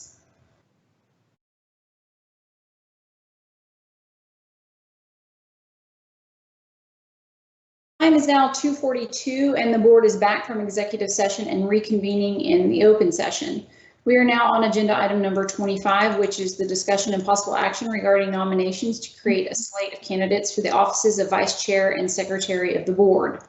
So today we'll create that slate of candidates, and then at the February meeting is when we hold the vote. So in considering this, as a reminder, by statute, the vice chair serves as the chair of the AMC Advisory Committee. So that should be considered in any nominations that you make. So the floor is open for nominations. Madam Chair, this is Clayton. Can y'all hear me? Yes, All right. sir. Yeah, I'll go ahead and I would like to nominate Martha Gail Reed Lynch for vice chair, and then Chance Bolton for secretary, if they'll be willing to serve in that capacity. Well, they have between now and February to talk somebody else into it. I think those are great. It would be a privilege. Is there, are there any other, let's make sure that Buster is here and open to speak, and Lisa too. I want to make sure everybody has the opportunity to speak. Is there any other nominations for consideration? So we can also take nominations on the floor at the February meeting. So if between now and then anybody has any change of heart or somebody else that they would like to put forward, that can happen at the February meeting in real time. So there's no action required by the board at this time. So we will finish that up in February. Agenda item number 26 is the discussion and possible action regarding agenda items for future meetings. I guess we can carry forward the Attorney General's opinion. Is there anything else that anyone took a note on or that we think we will need to revisit? Well, the rule changes in 153. Mm-hmm. Did you have any other notes for us, Kat, on what might? I don't think I had any notes. I will say one thing I failed to mention yesterday at a workshop with potential future workshop items is I think in our executive committee meeting, Mr. Bolton did mention a workshop potentially on Pyrrhea or Pyrrhea, or I don't know how we're pronouncing it yet, but on that topic. Yeah, and I imagine that will be a heavy load for the education committee as well, so.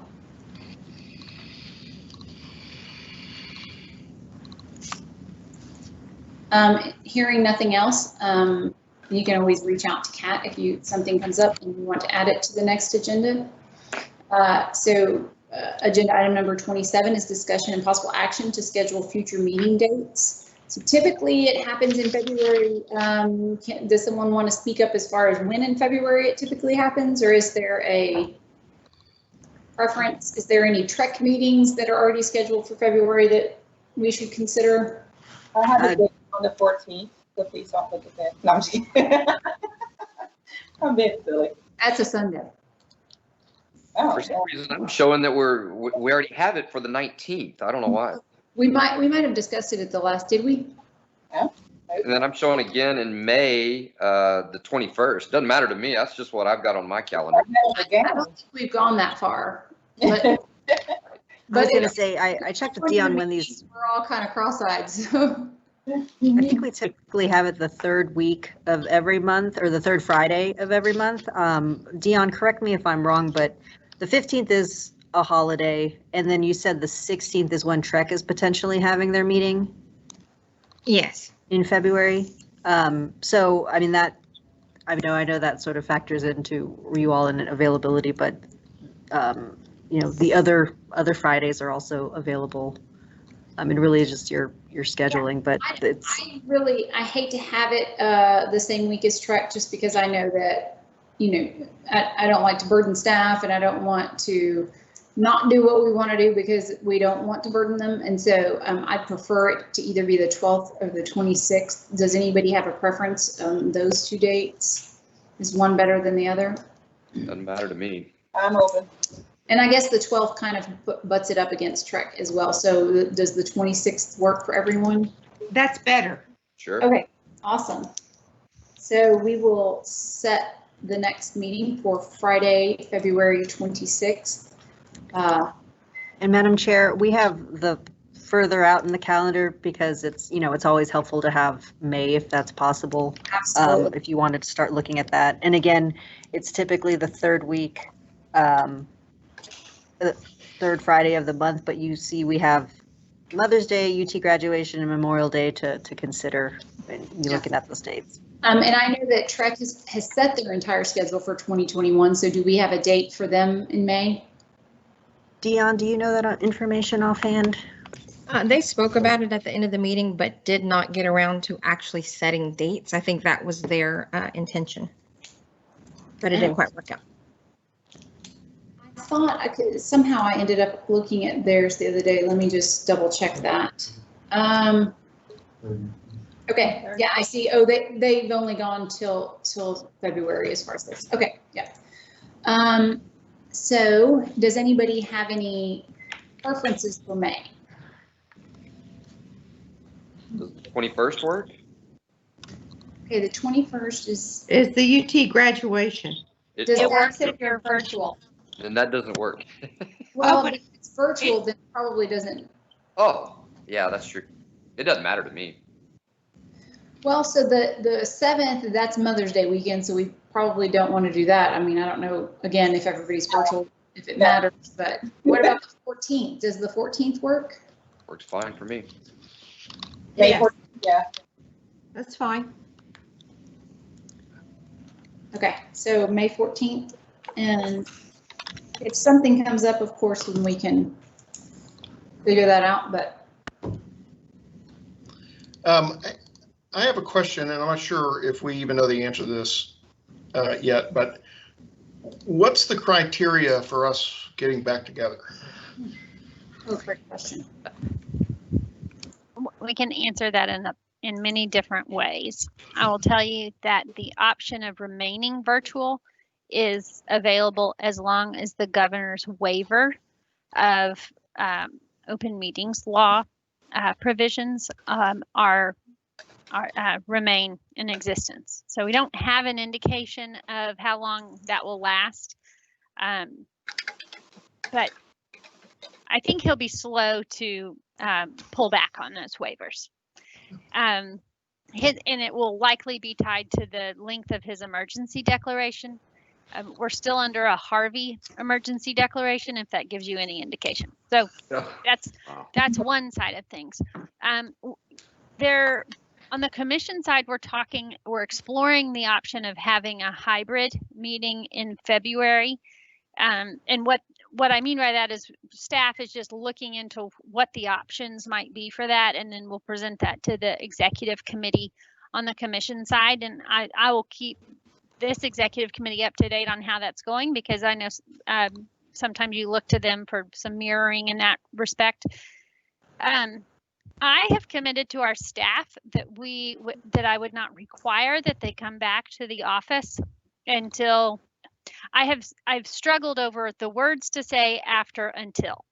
I would like to believe that it would be until there's a vaccine that's readily available.